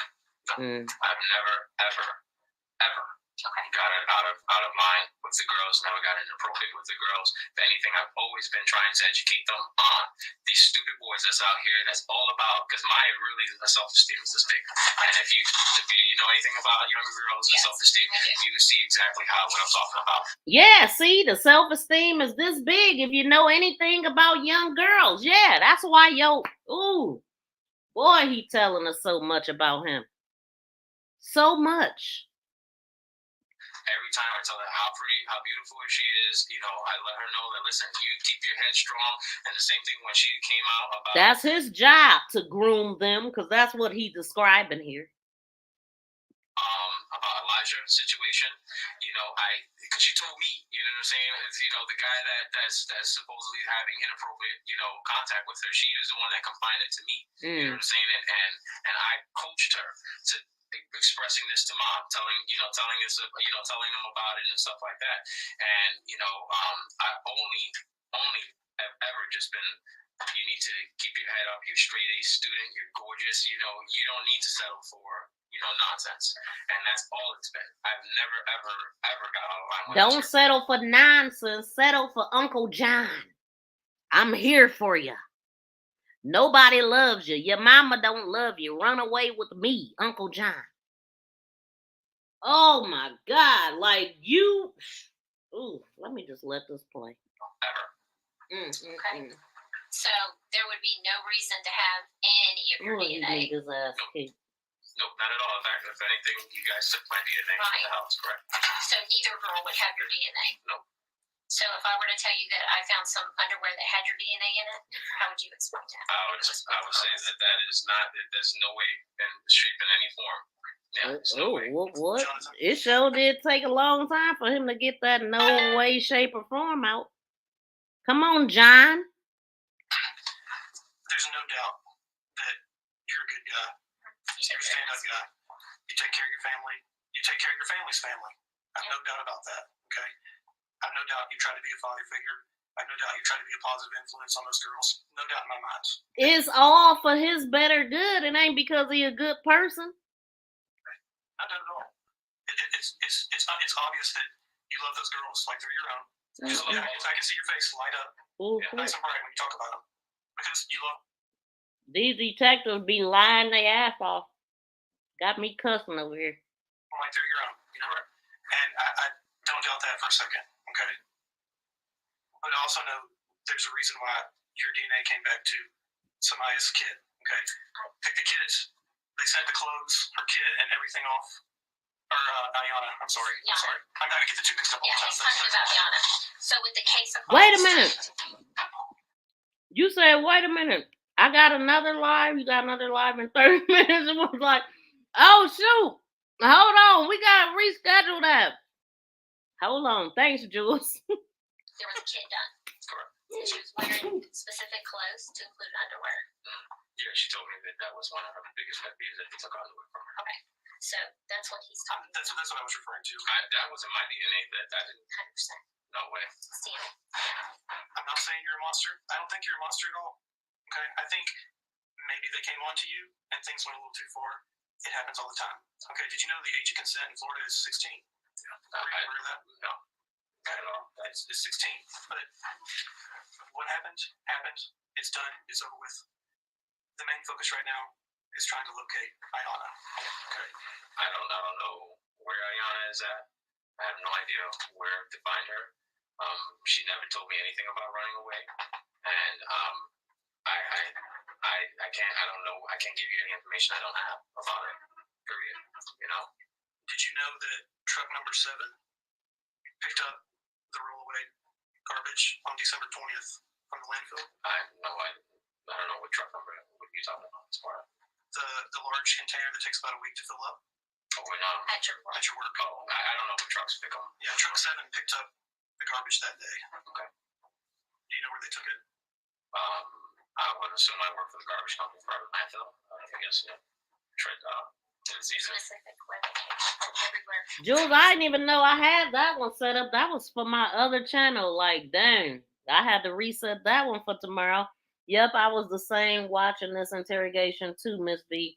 Oh my God! So you seen this? I thought you said you thought you watched this, but you absolutely watched this. Yeah, this is upsetting. Like just listening at him.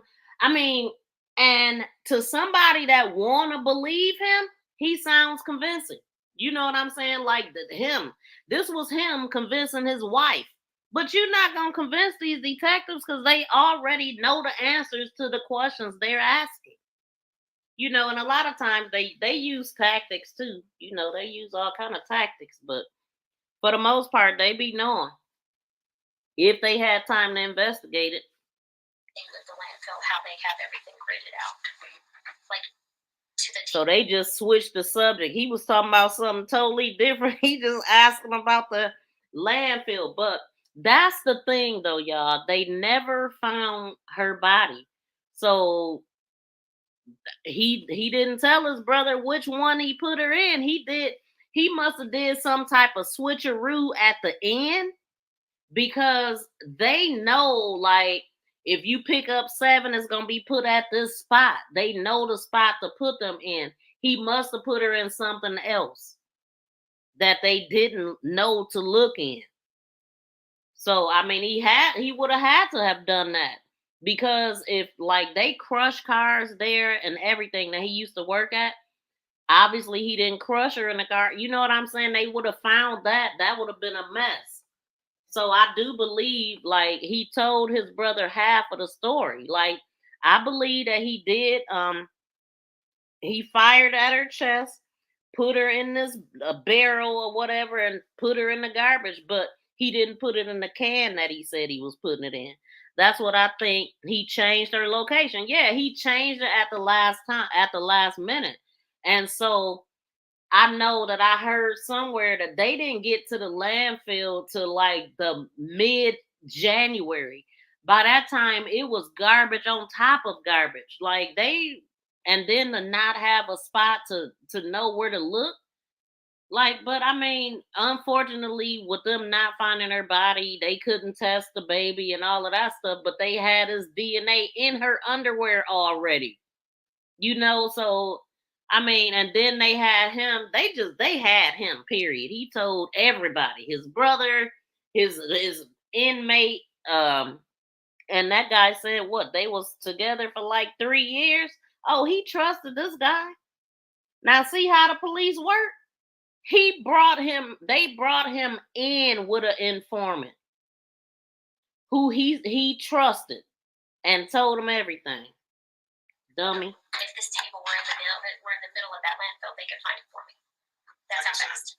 I don't think you're a bad guy. No. Okay. I think you love your whole family. I think you worry about Naomi. I think you worry about Mia. Yes, Mia. I think you worry about your son. I think you have a lot of things on your shoulder. And I think your mother raised you correctly. Absolutely. This is why as long as I'm living out. Right.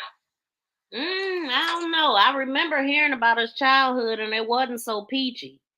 I forgot what they said about the mother. I can't remember it, but I know it wasn't a good childhood. If I remember correctly, they used to get something about the father. I think he might have been a little abusive or something. But his brother have 8 kids, and I don't know how many kids he had. I remember it being said that his brother, he was bullied as a kid by this same brother that told on him. So take us through exactly what happened. With what? Are you? I mean, what are you guys implying? So Let's just put it out on the table. we are telling you that we know where the contents of that bin sitting in here. Yeah, look through it. I mean, I have nothing. No, we're here to discuss the day that was filled up. Yeah, we're here to discuss the contents. Look, they throwing him all the way off. Like, she's just now telling him why he's there. You know what I'm saying? We're here. No, we want to talk about this. Because when he first sat down, this was about Samaya. Now they talking about the bins, his job, and all of that stuff. So at this point, you should know that you're busted. Like, you're busted. They've been doing their homework, sir. Of the dumpster at your work. Yeah, this whatever goes through, whatever comes out the vehicles usually go into a yellow bin, and then from there it gets dumped into. I think sometimes the tire guys on the concrete plant, they have like a blue basket or whatnot. It'll get dumped into another yellow. So I'm in here discussing with you. Who am I discussing with you? Not car parts, right? So you're trying. We're talking about Samaya, Iyana. Okay. Okay. So we've talked to a lot of people. We've done a lot of research. We've done everything, okay? Because we were trying to find her. So we're looking into everything. And we're turning over every stone because that's what her family deserves. Yes. All right? It's time to bring them closure.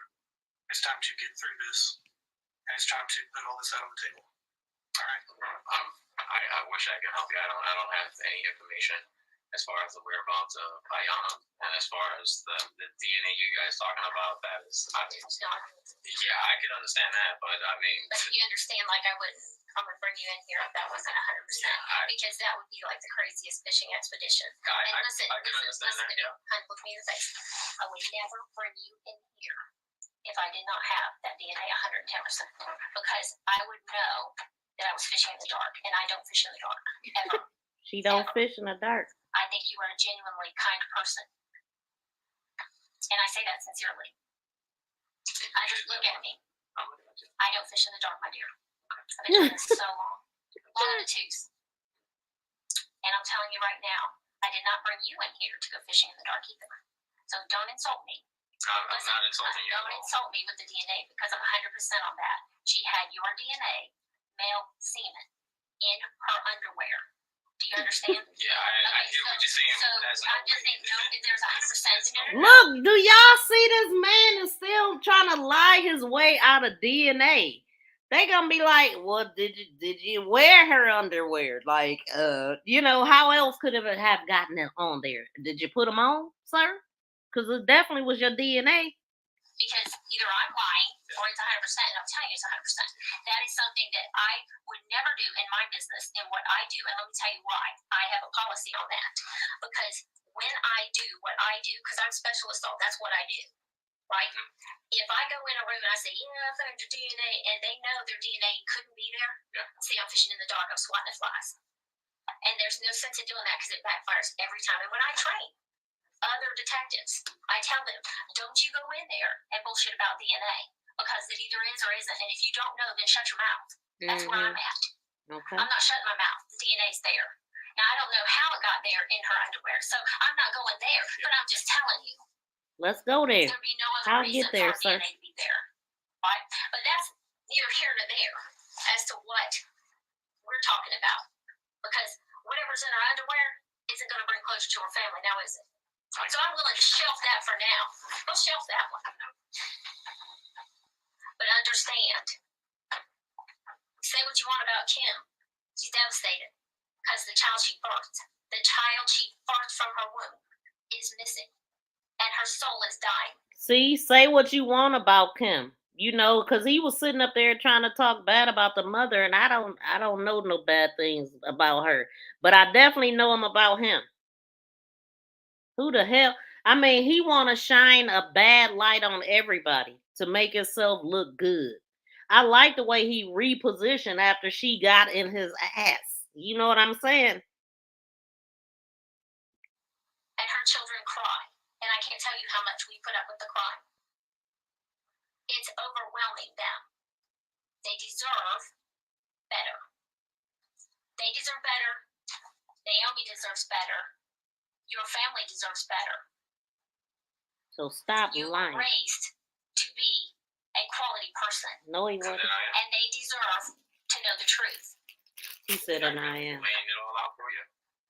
I'm laying it all out for you guys. I mean, you say you got DNA on me. I mean, I'm not trying to insult you or anything like that. I'm lying about a dumpster or whatnot at the job as if I had something to do with Iyana's disappearance, and this is what you guys are pushing towards me. You know, but you're not saying it. I mean, you're kind of beating around the bush with it. Just tell me what you guys are implying. You're implying that I had something to do with Iyana's disappearance, and then and possibly being a dumpster. Is that where this is going right now? We believe you're responsible for her disappearance, yes. And listen, there's a lot of things that can overwhelm people. You get backed in a corner, you get overwhelmed. You're hitting you at every angle. Your wife's on bed rest. Is she on bed rest? Correct. That is a very, very tense time. It's not the first time. Yeah, but it's a tense time, right? It's not a relaxing day at the house every day because it's stressful for her every day. You know, because you want to do stuff and you can't. My wife and I we have no issues whatsoever. My wife and I.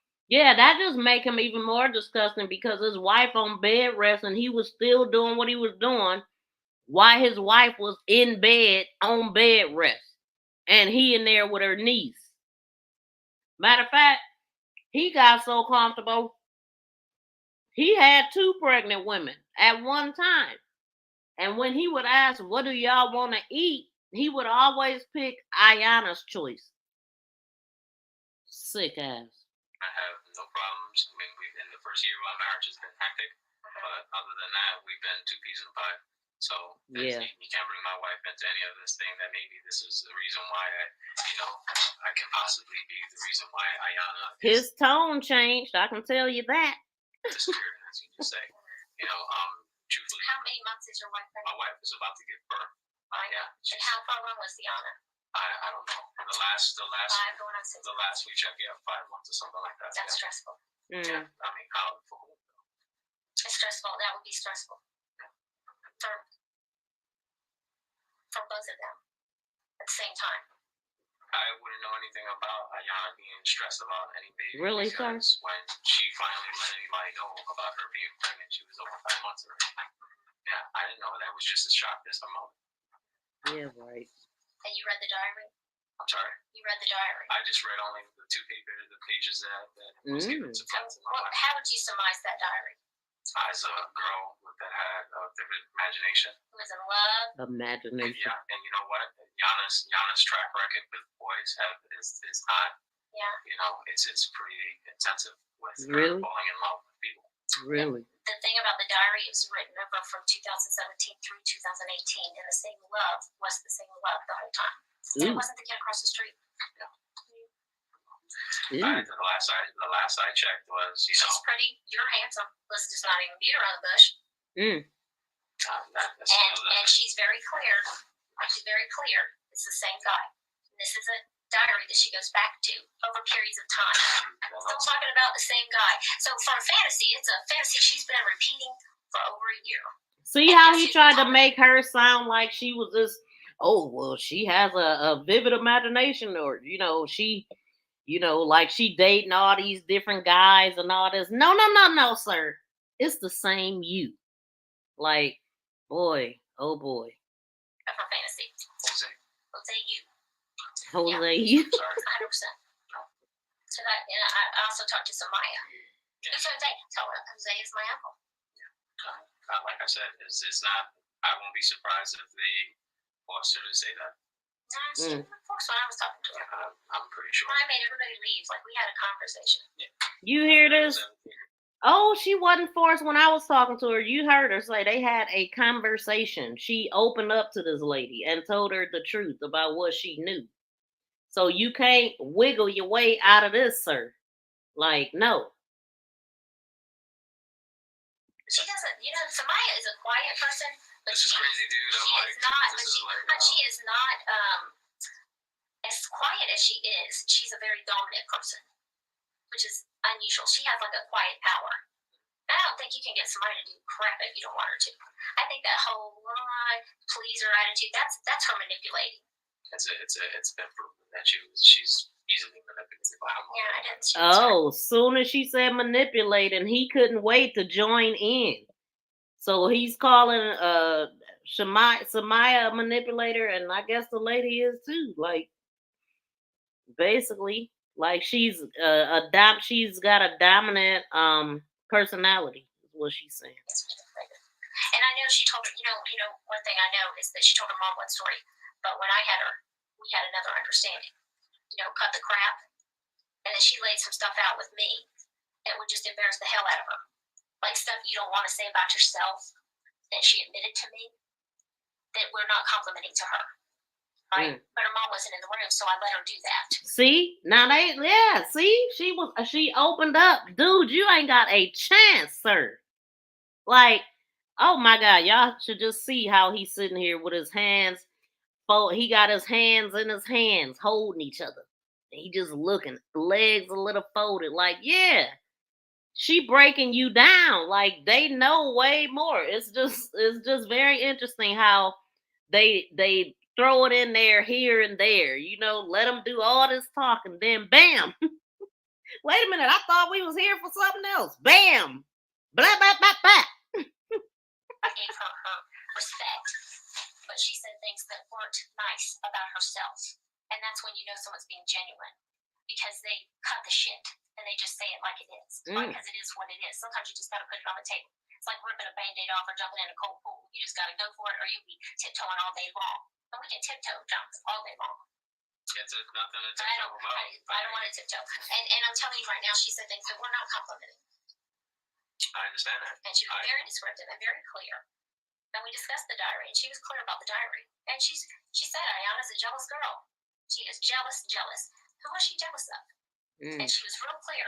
She was jealous of you. I mean, one word from you, one Snapchat from you, and she's in a tailspin. And that's, you know what? As a female, I can tell you, that's what first loves do. They're your most deep love of all. I can tell you about my first love many years ago. That wasn't the love of my life. It was my first love, the most intense. That's true, though. How many of y'all remember your first love? Was you crazy? Like, I mean, seriously, you remember your first love, your first time, all of that. I mean, you remember that forever. Well, at least I think. Some people might not, but let me know. You do anything for them. If they say hop in the car, you hop in the car. Yep. If they want to take you for a ride, you just go. If you want to just quit school and go live in New York, well, you'll just go do it because you're crazy in love and you're not even thinking rational. You know, it's like watching someone play house. Really. Now, I say that as an older woman, but I got to tell you, when I was her age, it would have made perfect sense. You fall in love and you think, oh, we're going to go get a house and set up shop. And I'm not even thinking about how we're going to make a living, or that I'm underage, or that I don't have my education. That's how crazy love is when you're crazy in love. You're very gullible. Okay? And she's gullible. She was gullible. And she was madly in love for over a year. Over a year. I'm sorry. And then I have DNA. In the pants that will will not go away. Listen, I wouldn't be this calm. I would be working you over a little bit more. But that seals my deal. But like I said, with you. Well, that's a nice love story to still be best friends. That's what's up. Shoot. I can't say the same thing, but I mean, we good. You know what I'm saying? Sometimes you got to take some years off and circle back around. Like, you got sense yet? Can we be cool now? Like, okay, you're still crazy. Moving on. Shut that part. Because at this point, Detective Abbott and I are more concerned with more pressing issue. And notice we're not looking for Iyana. We're saying closure for the family. I don't have any deal with Iyana's disappearance, and that's just what it's gonna be. I'm sorry, and you guys are charging me with. Well, no. I'm not charging you with that. I have an accusation from Samaya. Okay, that's very descriptive. So I'm not charging you at this point with anything with Iyana. So I'm wanting closure. I can't give you any closure. I can't give you any closure. I have nothing to do with. I'm sorry. I wish I could help you. I can't. I think you absolutely could if you wanted to. No, I know this sucks. No, this is there's no way beyond sucks. There's no way to turn back the time. What happened. We know that. That's I just need you to tell me what happened. I can't give you anything that I don't know anything about. I can't give you anything. I understand. You know, you guys got a job to do. They ain't tell him about the brother yet. You know what they be doing is just throwing little stuff out to see how it changed their position, how it changes the way that they talk. Yeah, they're just testing out how this person reacts when certain things are thrown at them that they wasn't expected. Because the brother ain't came up yet. To do with that girl disappearing whatsoever. Now, Samaya, in that situation, you will figure out that this is all bogus, and I have nothing to do with this either. That may be the case. Yeah. But I don't think I'm the type of one that. I'm sorry. Then you know what? You just guys gotta charge me for whatever you gotta do. Unless you have any other questions for me, I'm just going on my way. I don't need no more. Right now, I'm just beyond. He said you want some water. I don't need no water. He probably want a lifeline though. Just persons of interest and the disappearance. And then also what you're saying here as far as DNA goes, there's no way. See, because you say that 100%. Okay, you say that you guys got my DNA, and I'm saying there's no fucking way that you guys got my DNA because I've never, ever been disrespectful to my wife or to any of these girls whatsoever. Well, maybe he don't see it as being disrespectful. Cause how can dude, they're not your wife. They don't love you and want to believe what you're saying. They are not buying it, sir. You sure you don't want more? I'm good. Whatever you guys are done with me, I can go. That'll be great. All right. Thank you. You ain't going nowhere but to jail. That's the only place you going, sir. Wait a minute, where is he? Did you know that this video was Boy, you is not about to go nowhere but get locked up. Lock his ass up. Lock his ass up. You're going to jail. You're going to jail. Lock his ass up. Lock his ass. My brother. Your brother. How would someone in New York know all these things? Me and my brother talk a lot. Yeah, that's right. Yeah. How would he know so many details? And honey, he's in another state. Yeah. He's describing your workplace. He's like laying it out. Oh, he didn't expect that, did he? Oh, brother. My siblings, I have a brother, constant pain in my butt. But to this day, I just love him. Do you have siblings? That's my brother. What's your name? Are you twin? No. Oh, is he older or younger? Older. He's older? You guys get along? For the most part, yeah. Our relationship has never been, But down and down, y'all love each other. You got each other back. He said their relationship has never been like all that, but you trusted him with all this, right? Man, listen, he definitely gonna need that phone call. Hold on. Let's remember what his brother said. Hold on. Where is brother at? Big brother. Mm-hmm.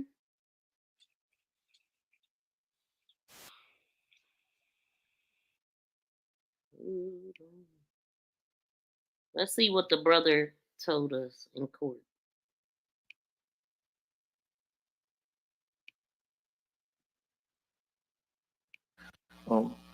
Most of them are not true. So I definitely didn't believe him. I just thought it was one. Did he tell you, if he did, to her body after she had passed? Did he tell you what he did with her? Yeah, he said he wrapped her up in carpet and then transported her. Then transported her to where?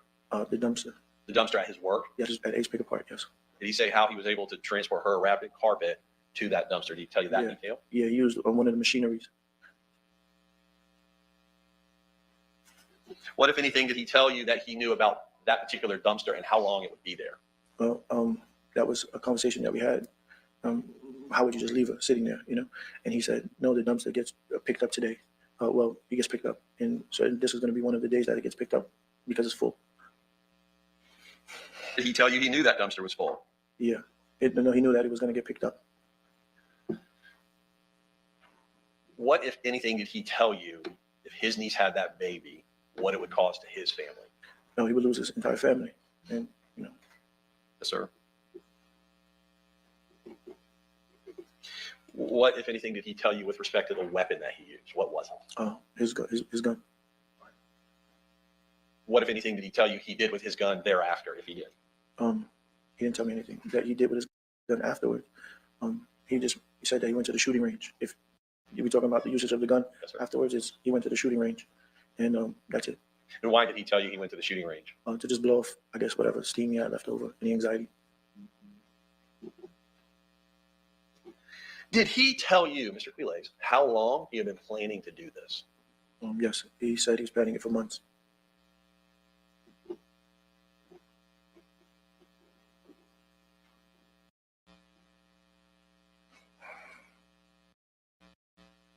He put his fat brother in a if he bad did, spot. did he tell you anything with respect to what he did with her phone? Start with that. The phone, he said he took it and threw it into like a neighboring water, a river or something, body of water. What about any of her belongings? If he said anything about like a bag or bags, anything of that nature, did he tell you what he did with those items? If he did. No, I don't recall asking him about her belongings. Mr. Quiles, were you surprised by what he told you? Absolutely. Shock you? Yes. First, I want to ask you, staying with that day, December 20, 2018, I know there was 4 calls.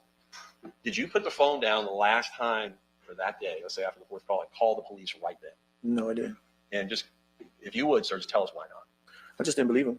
You know, I thought he was joking. He tells a lot of elaborate stories. Most of them are not true. So I definitely didn't believe him. I just thought it was one of his little concocted stories. Now, did some time pass thereafter, Mr. Quiles, moving forward for some days where you learned through family members that your brother had a niece by marriage that was in fact missing? Yes. Right. Will you tell our jury how you learned about that? I went to my grandmother's house.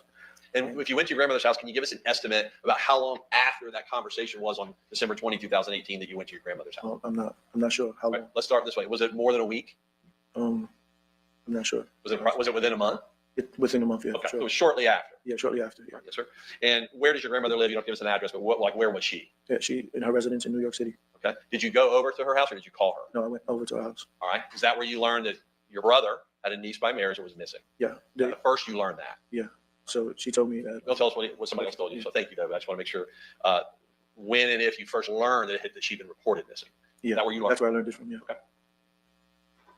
Okay. Now, once you heard that, did you start wrestling, sir, within yourself about whether you should call the police about what he told you? Yes. Is that a difficult decision, sir? Yeah, very difficult decision. Because I love my brother, so it was very difficult. But I didn't just call the police then. I gave it time, and I tried to speak to him more about seeing if he would change what he said, and giving him the opportunity. Okay. Did you say you love your brother? Yeah, I do. Did you want to call the police? Absolutely not. Right. But we don't tolerate anything that has to do with abuse of women and children. No, we don't tolerate that kind of stuff. That's not the cloth that I'm cut from. Yes, sir. And when you say we, you're talking about your family. talking about myself in general, specific.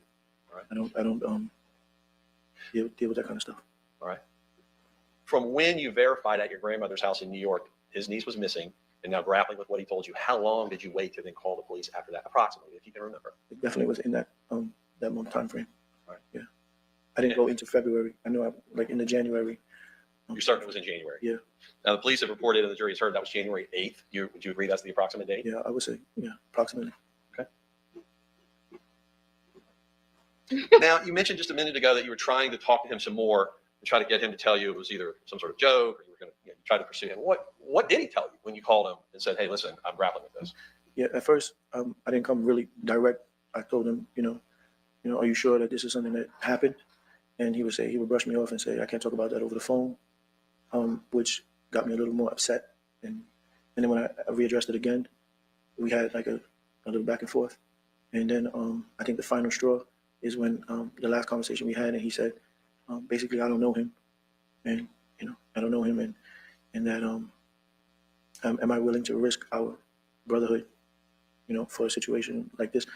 After I told him that I think that I'm gonna report this and call the police. He then said, how are you gonna jeopardize our brotherhood based upon something that I was just joking about?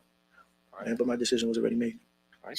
And on that day that you decided to call the police reported, and the jury's are January 8th. Right. You recall that date approximately? Yeah. Did you send him a text?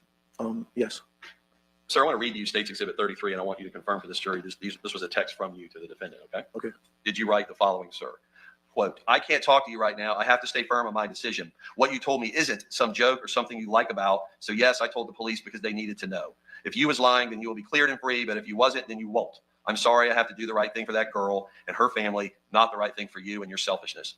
I hate to lose you, but I'd rather that the girl's family have some peace. If you're innocent, then you don't need to worry and they won't find her body. But if you're not, they're going to find her. And in that case, I already lost my brother. I'm sorry. Right Sir, did you send that text to your brother? Yes, I did. He did the right thing. I think that's the last text I sent him. And I guess he thought he was playing. Stupid. He thought he was playing. Do you know that Sir, after that text, was there any further communication to this day between you and your brother? Yeah, we communicate still. You still love your brother? Of course I do. You don't want to be here doing this, sir? Absolutely not. Will you tell this jury in general why you made that ultimate decision to call the police? And I made the decision based upon, it's not about the brotherhood, it's about a missing young girl. So if this was an opportunity for her to be found, if this was a direction that she could have possibly went, and I want to give the family that option. Yeah. Thank you, sir. One moment, Your Honor. you should learn from your brother, sir. Yes, sir. And then he gonna have a nerd. You told your brother all that and gonna go in the interrogation room lying like he don't believe fat meat greasy, I guess. Your brother was not playing with you. So, I mean, first of all, how would y'all feel if this was one of your siblings? Could you see yourself telling on one of your siblings? He should have never put his brother in that position. And then when they asked him about his brother, he was like, oh, we really ain't. Me and my brother never really been all like that. Well, why would you trust him with that then? But I'm glad you did. Newly released body camera video shows officers questioning and arresting an accused killer about his missing pregnant niece. Good evening, I'm Jeannie Blaylock. And I'm Anthony Austin. In this body camera video, you can actually hear officers talking to Johnathan Quiles about the disappearance of Iyana Sawyer just days after police were called to investigate. You can also see officers put Quiles' arms behind his back and place him in handcuffs a few days after Christmas of last year. And at one point, Quiles talks about advice he gave to his niece, who he says wanted to leave home. Stay focused in school. Stay focused. You want to get out the house, the right way is keep graduate schooling, early. yeah. And then no, she's honor student, like That's big good. time. Yeah. Oh, big time. She's an honor student, and you know, she's doing everything that she needs to do to go ahead and make a transition to get out and go to college. And I was like, well, that's the best way. You know, that's the best way to go. And right now, Quiles faces 2 first-degree murder charges for Iyana and her unborn child, as well as sexual battery. Court documents allege Quiles planned to shoot her. Iyana was last seen on December 19th, leaving Terry Parker High School. She was 5 months pregnant at the time. Her body has still not been found. Yeah, back to this. You know, so have to be brother just account, right? But we don't always see eye to eye either. So, can you tell me why the brother that has your back would make a phone call and tell us in such great detail how she must have been suffering. Everything he's told us is lining up. Your job's cooperating. They're pulling all the video. They've got the cadaver dog back there in the back where the old cars are. Okay. We tracked down the dumpster. Who picked it up? Confirmed it was picked up on the same day, just like you told them. Well, like I told who? My brother? Your brother. How would someone in New York know all these things? Me and my brother talk a lot. Yeah, that's right. Yeah. How would he know so many details? And honey, he's in another state. Yeah. He's describing your workplace. He's like laying it out. And I've been on video chat with him. Why would he do that though? Video chat's not going to cover all that. You know that. No, video chat. I've been on video chat. He knows my workplace because I see it. No, besides that, he is so detailed. I don't know what he told you. He told us. He told us the truth. No. He told us you tried choking her. Listen to me. Look at me. It's a very personal thing to choke someone. And he said that it was making you sick. No. And it was making you sick, looking at her face, probably listening to her. She was probably begging you, gurgling, panicked. I'm so sorry, guys. And he said that this is you got really upset, and then you ended up shooting her. No. I don't know why your brother would say all that. I mean, is he as imaginative as Samaya? Do you know what I mean? My brother, he sent me a message stating that he was gonna go So he over told to the you? place. Oh yeah, absolutely. He sent me a message today that he was Well, gonna why go would to the he do police. that? He's your Now, brother, and you love each other. Why? What would even make him want to do that? Yeah, look, my brother Joe, I don't know what the hell is going on with him, but But he loves you. I assume he does. I mean, he does. Yeah, go ahead and talk. My brother, when Iyana first went missing or whatnot, he asked me, he said, yo, where is Iyana? Where is Iyana? And I was literally crying. You know, I spoke to my pastor prior to him talking to me. I was already crying. And I got people over at the job who knows that I was all messed up crying and doing all that there stuff. And he was like, you know, what's going on? What's going on? And I was like, dude, Iyana done disappeared. She hasn't made it home yet. You know, and he was like, well, where is she? Where is she? I was saying, I told him, like, because he kept on saying, where is she? And my response to him was, yeah, I got it tied up in the back, like, you know, start being sarcastic. And from that point on, after we, you know, did the conversation, because I spoke to my wife after that and stuff like that, I didn't speak to him probably until maybe 3 days after that. I think it was after you guys came over to the house. And I explained to him, like, the homicide detectives came over to the house and all that. And he was like, man, what do you know, what's going on and all that? And I said, you know, they're just their routine thing. I gave them DNA or whatnot, whatever they asked for. I gave them, I'm compliant, I have nothing to hide. And he was like, man, yeah, that's just so messed up. Why are they looking at you, though? That was our conversation. And then comes, I believe, yesterday, he called me again, and he's all like, all fucked up, like all messed up. And I'm like, yo, dude, what the hell's going on with you? And he says, nah, I can't believe that you did that to that girl and all that dear stuff. I was like, hold on, bro. How long you been feeling this since the last time we talked? He's like, yeah, I haven't been able to eat. I haven't been able to sleep. And I was like, dude, I could have put that shit to bed from the beginning. You know, if you know, do y'all see this dude? It is he will try it all. Like, he is trying to weasel his way out of that. What he confessed to his brother. Like, and he really think these detectives are dumb enough to believe anything that's coming out of his mouth. Like, when I tell y'all a liar will lie until they can't lie no more. Like, literally, I cannot stand liars. Shout out to Kicking It with the Rooks. Thank you so much for coming in. This is absolutely ridiculous. She said he definitely did the right thing. Hey, Miss V in chat, working and listening. Thank you so much for tuning in. Yeah, that's crazy, man. Like, when does it stop? I cannot do liars at all. He definitely gonna need that phone call. Jewel said, and wait a minute, you said something. Oh, wait a minute, don't do this. Hold on, man. Don't do this. Hold on. We doing good right now.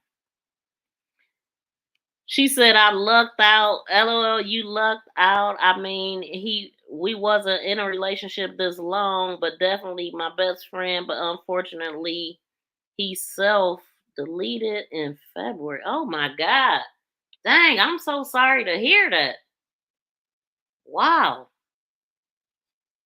Sheesh, had my first daughter with him and been my best friend, been a friend since. Wow. So in February of this year. Wow. Always joke about because my brother and our relationship is that's all it's been. We grew up we grew up together, but his style of life didn't concur with my style of life. I was in the NYPD auxiliary police office, and he was a drug dealer. So see, now I remember hearing about this NYPD thing being a lie, but I don't think they said anything about that here. I could have sworn they said that was a lie. Life didn't, coincide with each other. So, we never been that tight. So anything that we've ever talked about was always on a joking basis. Him being in love with a midget. You know what I'm saying? Him being with other women around his wife and all that dear stuff because he's Muslim or whatnot. Do y'all hear this man? He be dry snitching and all kind of stuff. Like, he be throwing people straight under the bus. Everything has always been on a joking matter. Like I would, joke slash lie. Well, I obviously because I'm sitting right here in front of you guys. You also know. You tell us everything he says is bullshit. Yeah, straight 100% bullshit, even with all the details. Great. I don't even know where he got all the details from. Just like it's bullshit that your DNA was found on that stuff with Iyana. Oh boy, hold on. These detectives be funny to me, man. Like that. I didn't speak to him probably until maybe 3 days after that. If he knew anything illegal that his brother was doing, he definitely would have told on him at this time. I think it was after you guys came over to the house, and I explained to him like the homicide detectives came over to the house and all that. He was like, "Man, what's going on?" He just mentioned it. He was like, we had different walks of life. I was with the NYPD such and such, and he was a drug dealer. I think I took it back far enough for him to repeat that. So, just their routine thing. I gave him DNA or whatnot, whatever they asked for. I gave him. I'm compliant. I have nothing to hide. And he was like, "Man, yeah, that's just so messed up. Why are they looking at you though?" That was our conversation. And then comes, I believe, yesterday, he called me again, and he's all like, "Oh, fucked up, like all messed up." And I'm like, "Yo, dude, what the hell is going on with you?" And he says, "No, I can't believe that you did that to that girl and all that dear stuff." I was like, "Hold on, bro. How long you been feeling this since the last time we talked?" He's like, "Yeah, I haven't been able to eat. I haven't been able to sleep." And I was like, "Dude, I could have put that shit to bed from the beginning." We always joke about because my brother and our relationship is that's all it's been. We grew up together, but his style of life didn't concur with my style of life. I was in the NYPD auxiliary police office, and he was a drug dealer. So you hear him, Jules? I was with the NYPD auxiliary drug system or something, or whatever, and he was a drug dealer. So yeah, he just threw his brother under the bus. Life didn't, coincide with each other. So, we never been that tight. So anything that we've ever talked about was always on a joking basis. Him being in love with a midget. You know what I'm saying? Him being with other women. Did he just say him being in love with a midget? His wife and all that dear stuff because he's Muslim or whatnot. Everything has always been on a joking. Like I would, don't understand. Well, obviously because I'm sitting right here in front of you guys. She said he wasn't joking when he caught us. You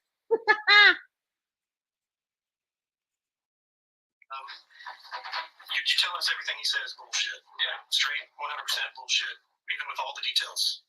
Great. I don't even know where he got all the details from. Just like it's bullshit that your DNA was found on that stuff with Iyana. Yeah. Which would maybe cause, semen causes the baby. I guarantee you, that ain't no bullshit. Yeah. That is not no bullshit. Okay. There's just no way. There's no way. I'm telling you. Look, shit has happened. Yeah. Okay. Wait, let me see. Let me know if y'all can hear this. Wait, hold on. Wait, let me come back over here. I'm gonna have to.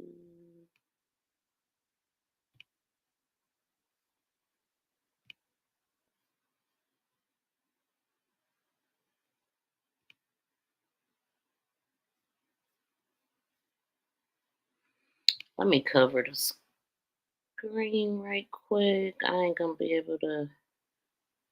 Wait, let me see something. Okay, so it will let me. Hold on. Let me know if y'all can hear this.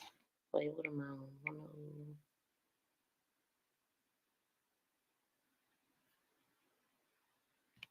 Redneck right behind me and showing his butt. I count on it, right? But we don't always see eye to eye either.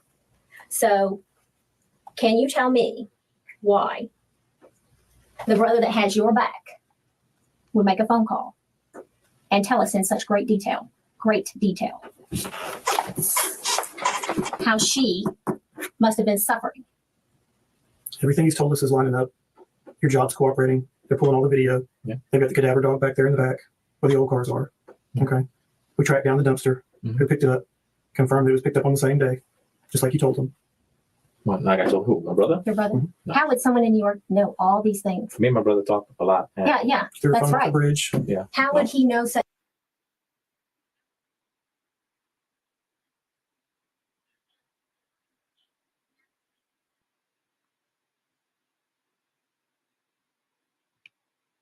Wait, let me go over here. Yep, here perfectly. Okay, cool. I didn't think I'd be able to cover the screen and play it. Okay, so David, welcome in, David. He said, I can hear you the best. I'm so sorry for the lady who passed like that from her own family. Wicked. Yeah, this guy wasn't her family for real. Like, he was married to her aunt, but he was a predator for sure. And thank you so much for coming in. Please smack that thumbs up and subscribe to the channel if you have not. Oh, shoot, I'm hearing myself. Hold on, let me hit play. But so many details. And honey, he's in another state. Yeah. He's describing your workplace. He's like laying it out. I've been But on why would he video do that? chat with him. Why would he do multiple that times. though? Video chat's not going to cover all that. You know that. No. Video chat. I've been on video chat, and he knows my workplace because I say I No. work. Besides that, he is so detailed. I don't know what he told you. He told us. He told us the truth. No. He told us you tried choking her. No. Listen to me. Look at me, hon. It's a very personal thing. Yeah. To choke someone, and he said that it was making you sick.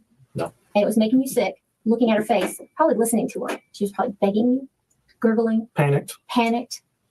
I'm so sorry, guys. And he said that This is you not- got really upset, and then you ended up shooting her. No. I don't know why your brother would say all that. I mean, is he as imaginative as Samaya?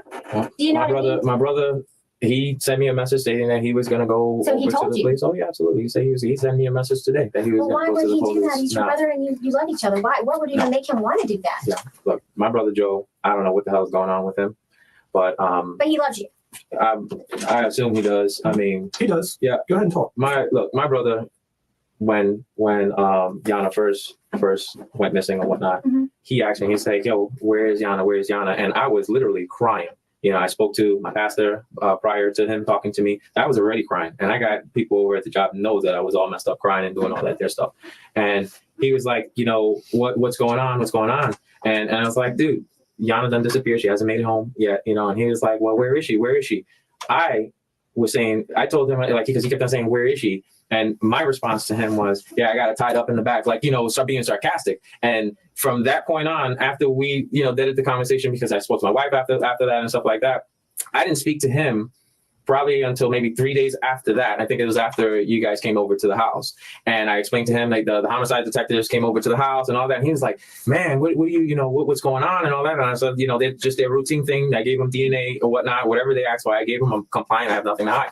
And he was like, "Man, yeah, that's just so messed up. Why are they looking at you though?" That was our conversation. And then comes, I believe yesterday, he called me again and he was all like, all fucked up, like all messed up. And I'm like, "Yo, dude, what the hell's going on with you?" And he says, "No, I can't believe that you did that to that girl and all that there stuff." I was like, "Hold on, bro. How long you been feeling this since the last time we talked?" He's like, "Yeah, I haven't been able to eat. I haven't been able to sleep and doing." I was like, "Dude, I could have put that shit to bed from the beginning." You know, but if you know, we always joke about, because my brother and our relationship that's all it's been.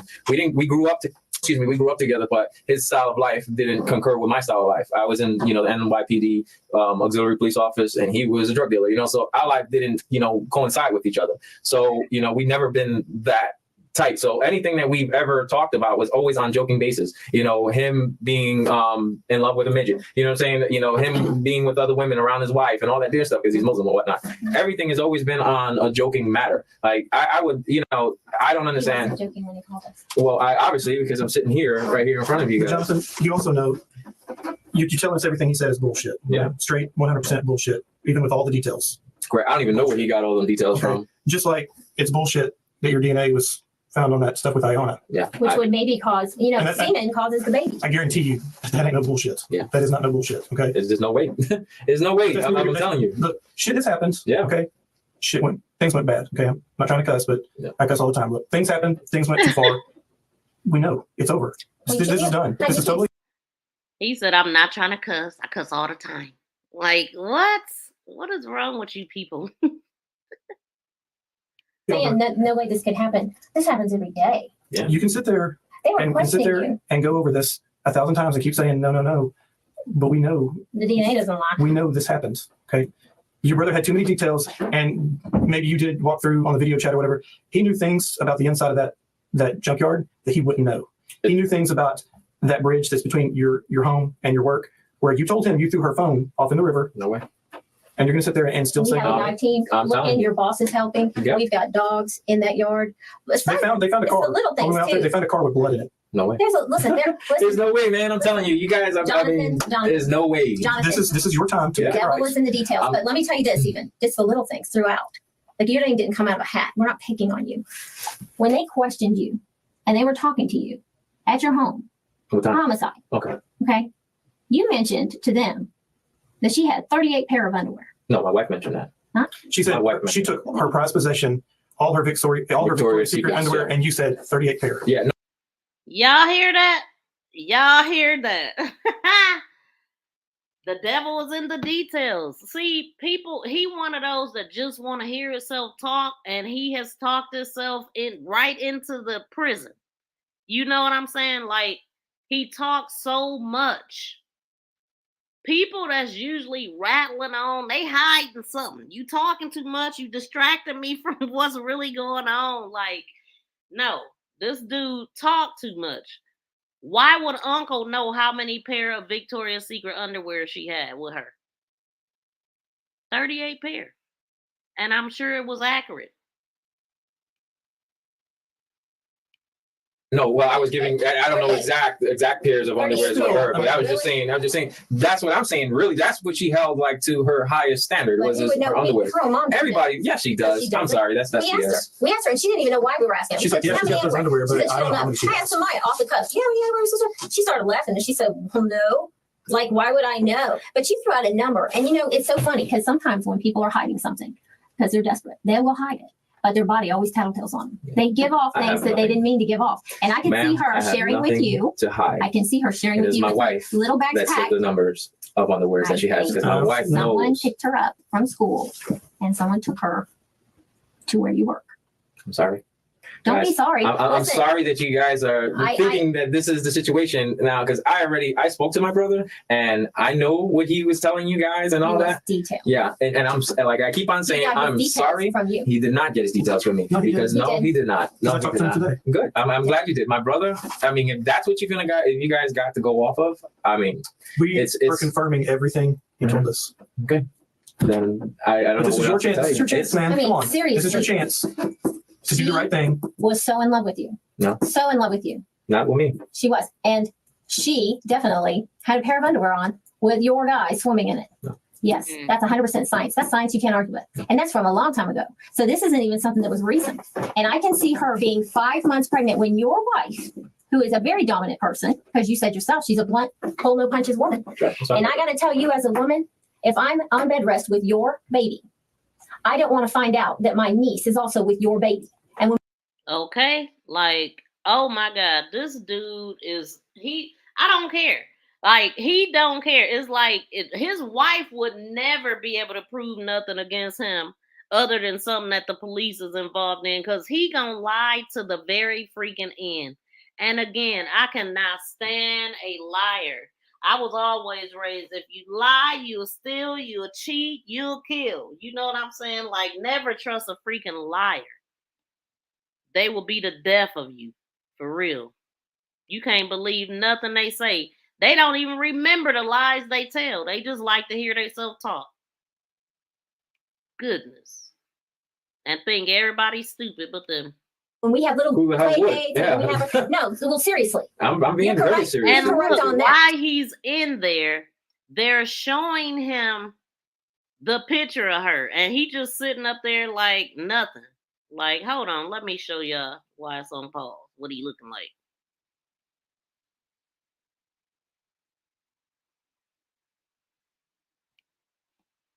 The confidence this guy has.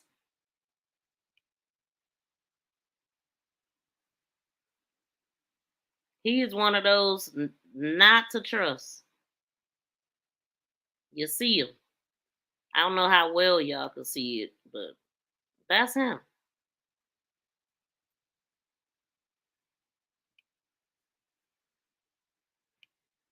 Yeah. Okay, so we'll agree on that. That's a non-starter. And when you say, well, I don't have any pressure, listen, you did. I did not. I don't have Twin any pressure birthdays. at all. Listen, not even birthdays, just the same thing. How do you even have Christmas? How do you have any holidays? Because the little baby Iyana would have had was looking a lot like the one you just had, right? And that's evident from her diary, her 4-page diary, where she goes into great detail about how much she's in love with you. And on top of all of that, we have the DNA. Then we don't even know your brother. He found us. Are you kidding? He's calling us with details. You tried to choke her, and she wasn't dying right, and it was making you sick. Looking at her. That is crazy. Well, that's something no one asked for. How didn't you know you had a brother? He enlightened us. DNA is science. We can, that's given. She's speaking from the dead.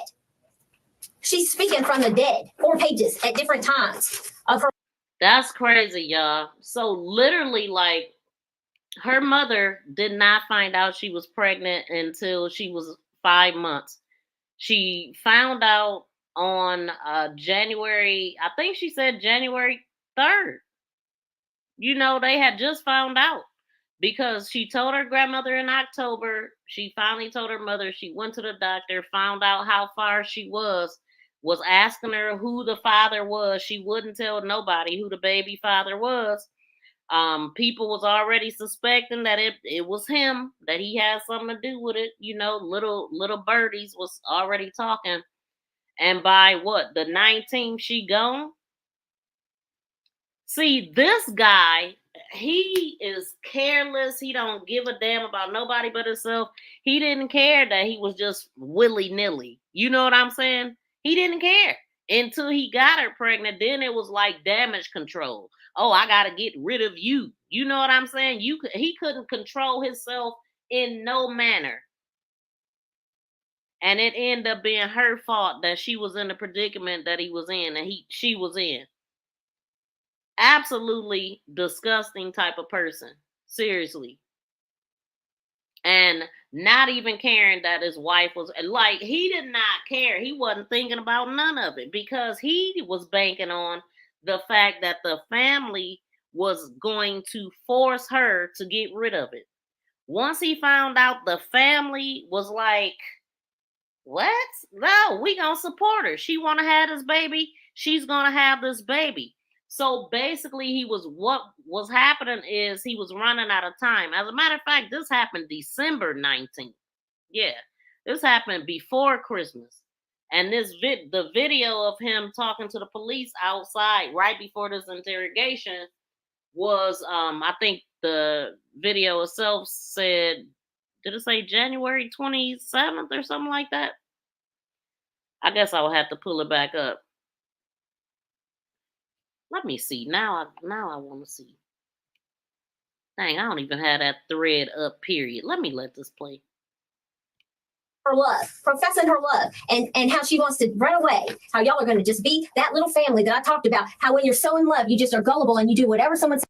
So what I was saying, he was banking on the family not standing by her. The family literally, I'm talking about by this time now, they find out she pregnant, they really believing it's him. You know what I'm saying? So more people are talking, and to the point where his wife was like, we don't have to wait till the baby is born. Let's do a DNA test now. That's why he got rid of her. Because they wasn't gonna even wait the 9 months. They was about to do it like now, even though they hadn't started or nothing. But they really wanted to know who this child's father was, because they knew everywhere that she was at. And then the father was like, when they are with me, they're not even out of my sight. So they knew she hadn't been with nobody. They knew. I'm talking about they were able to calculate it all the way down to the day she got pregnant, and they marked it on the day that they seen them hugged up on the porch. The day of her grandmother's birthday is the day that she conceived. And she didn't come home that day. She went and spent the night at her aunt's that night. Yeah, down to the day, y'all. Wasn't no getting out of this. And if they say, hey, pack a couple bags, meet me on the edge of your school property, we're going to run away together. Oh, I believe she did it. I certainly do. I believe she did it. And I believe it's just a matter of time. And the question is, you talked about Samaya making you out to be a monster. Question for you, Jonathan. Are you a monster? Are you a monster? Not at all. Look at her face. I can look at her face. They need closure. I'm not a monster. I had nothing to do with her disappearance. Wow, he literally just looked at the picture, touched it, and said he had nothing to do with it. At all. So the whole family's off. Samaya's a liar. Your brother who loves you is just crazy. Right? Everyone's just circling Jonathan. The last I spoke with my brother, he was all bent out of shape, and he was just like, yeah, I can't believe, I'm disappointed in you and all that there stuff. And I'm like, hold on, bro. You got this all twisted. I didn't do nothing. I have no idea what the hell happened with this young lady, any of that. So how did he have all those details? I don't know how he had all those details. I'm sorry. I don't know how he had any of those details. You told her. No. You know you did. I did not. Sometimes when things happen, and like I said, the body will tell on you. Sometimes it's a very common thing. It's very common. So you maybe have never done this stuff before, but this is all we do. I understand that. So we'll meet 50 Jonathans in a year, right? Mm-hmm. I like to write a book. So one of the things our little bodies do, Jonathan, is that we need to do something cathartic. We need to do something that takes that edge off, that stress, that freak out moment. Full tilt boogie. That's when you just absolutely lose it. And you got to come back to ground. And sometimes what they do is they'll tell someone they most trust, like say a brother, and they will tell them what they did. Yeah, you got to be careful how you type. Because then they feel a little bit better, like they're freaking out and they got to replay it. Like I got to. Dang, this thing is so delayed. But you got to be careful what you type over here, because my held comments don't play. So you can't say cuss words or say bad words. You got to misspell words if you want it to show up in the chat. I really go over that. Did I really just do that? And he said he didn't believe you at first. He thought you were kidding. But it was so detailed. No. I'm sorry. Nope. He didn't sound crazy. He sounded very down to earth. Why'd you get a new phone? My phone was cracked. It was broken on the back of it, and then the front, and then the screen was starting to have. Why'd you sell your van? Well, the I'm reason. a fire salesman. The reason, yeah, because the starter went out on it, and I've been, and you could even ask Jonathan. Jonathan from my job. He's the guy that hired me. This is even prior to her even being, coming out to being pregnant. I've been asking them how much would they give me for the van, because it was something that I wanted to get rid of, because I have the van, I have my Dodge Durango, and I have a Dodge Intrepid that's in the yard. So that me getting rid of my van is why I can't. So we have a family. And literally, y'all, on my last video that I did, the video I did about this case, I went on his page on Facebook. He literally had my niece is missing. He shared a missing poster or a missing post from her mother talking about, she missing, call me and all of this stuff. If you find her, the mother was like, call the police if you find her or try to stop her or whatever. And then his very next post was him selling that van. So this is him trying to weasel his way out of that. If anything, we offered it to Kim. We offered to give it to her. Kim doesn't recall that. Yeah, of course she doesn't. You could ask my wife. She was the one that offered it to her. So Jonathan, and I offered it to my brother. Excuse me, I offered it to my brother. I said, come down here and get this title for this van, drive it back. And this was been months prior to. So he couldn't give the raggedy van away, but he wanted to sell it. Boy.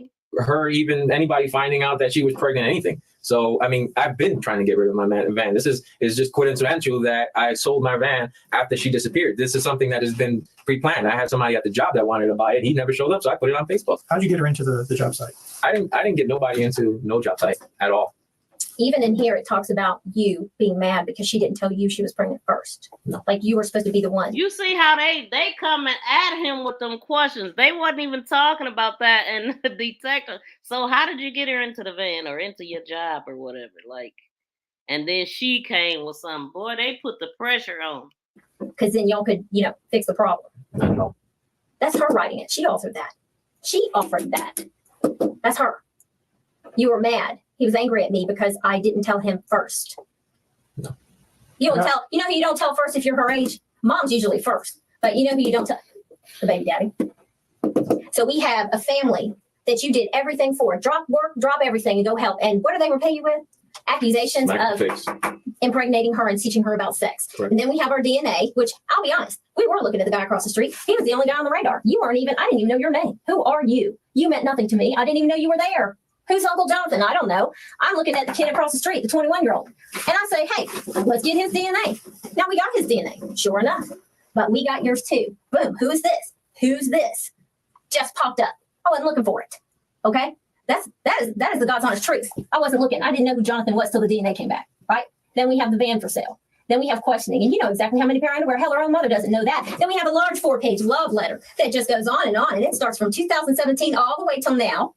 Then we have a family member, a brother, who's got your back. He's your brother, grew up with you, lives in New York, calling us with details like you can't imagine. You can't write. This wouldn't even sell as a movie. It's just so many places and pieces together. Johnathan, at a certain point, every bit of it fits together. And now we're searching the areas. We're working with your employers. We're checking with our dive team. And listen to what I'm telling you. At some point, be the child your mother raised. Look at her face and don't be the monster.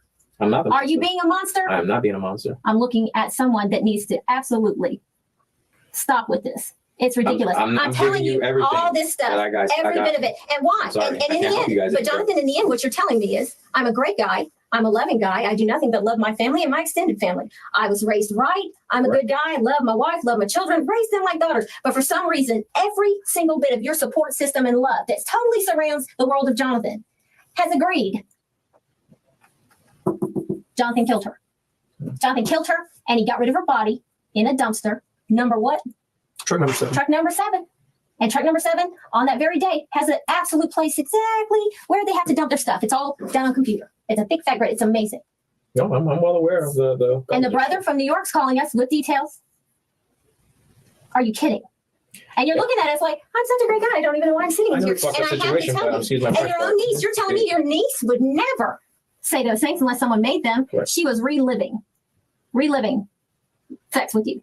And she told me that she heard you on monthly times. She knew of you having sex with Iyana, and she would describe to me because she said Iyana was so jealous that she wanted her to know exactly what you did with your penis and what you did here and there, what she did to make you happy. She went into great detail about her making sure she knew it because she said my sister was just so jealous. So jealous. And so when I say this dude tore up the family, period, like pit these two sisters against each other, and he's the orchestrator of all this evil. Why he sit up here and act like nothing? I'm gonna let y'all see this part because she really is getting in on him right now. Just sit and just look at him. Y'all observe this liar. Samaya has no reason to lie. Where's the payoff for her? Where's the payoff if she lies? Where's the big payoff? What does she get in return? No trips to the beach, no trips to the pool, no fabulous stay at your house anymore, right? I get she's persona non grata at your house, the house you said she wanted desperately to live in. That's her payoff. Where's the payoff for her? Where does harming you? You're telling me she's texting you, apologizing that you're even being drugged down like this. Where is the payoff for Samaya to talk about you? Where is that? Hey guys, I'm sorry. Hey, we got something we need to look at. Okay. We'll be waiting a second for sure. Do you need some water? Okay.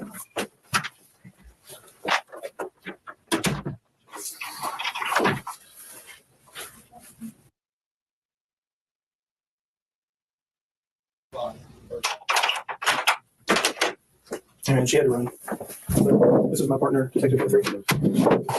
We're almost done. All right, just bear with me. I just want to run through this timeline one more time, just so I can make sure I got all my facts straight. Okay, because I talked to you, I took some notes, but I don't want to inaccurately document this. Okay, so Tell me again. They talk faster. Say about what? What am I telling you? Okay. When did all this start? When did you first find out she was missing? I believe Without all the stuff in between. Just... the day that she didn't come home from school. Okay, what day was that? I couldn't tell you. I'm not good with dates, so I don't know if it was a Wednesday or Thursday. I know it was that she wasn't on the bus. My wife called me and said that Iyana didn't make it home from school. Okay, was that the last day of school before? I don't know. I don't know. I think they had. Well, I don't know. No, because my son was still going to school, so it had to been, I guess, in the middle of that week or something like that. Okay, so you're thinking Wednesday, Thursday of whatever week that was. Yeah. Okay, it was actually the 19th. That's when they reported it. Okay. So I just wanted to point out the channel that we're watching this from is Couch Detective. So y'all go check him out. I'm not gonna play the whole video. I'm about to end this, and I'll probably come back to it later. But I want to go on to Sonia Massey, and I'm actually going to end that. Because I am not about to go back through the beginning of this. You know what I'm saying? I might even come back and talk about, listen to the rest of it. But I'm just over Johnathan and his lies for right now. You know what I'm saying? So if y'all want to hear me talk about Sonia Massey, just stay here because that live stream is going to pop up. I'm going to end this live stream and come back on another stream because I don't want to mix the two.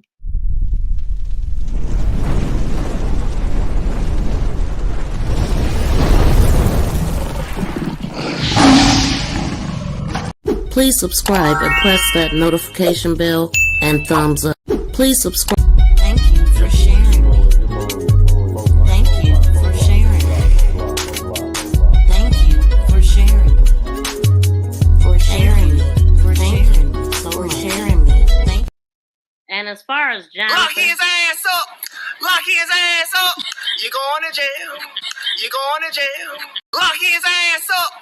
What in the fuckity fuck kind of shit is this? wow.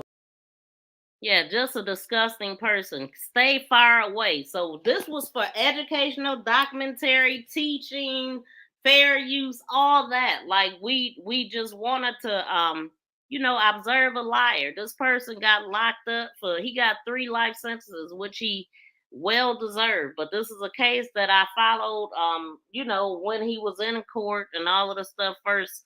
Obviously we didn't know about it in the beginning, but when it resurfaced, we did cover it. And the video is linked with this video if you have not checked that out. But we're gonna get out of here. To stay right here though, I'm gonna end this one quick and then just tap into that other live and I'll meet y'all there. So peace and love, y'all. See y'all in a minute.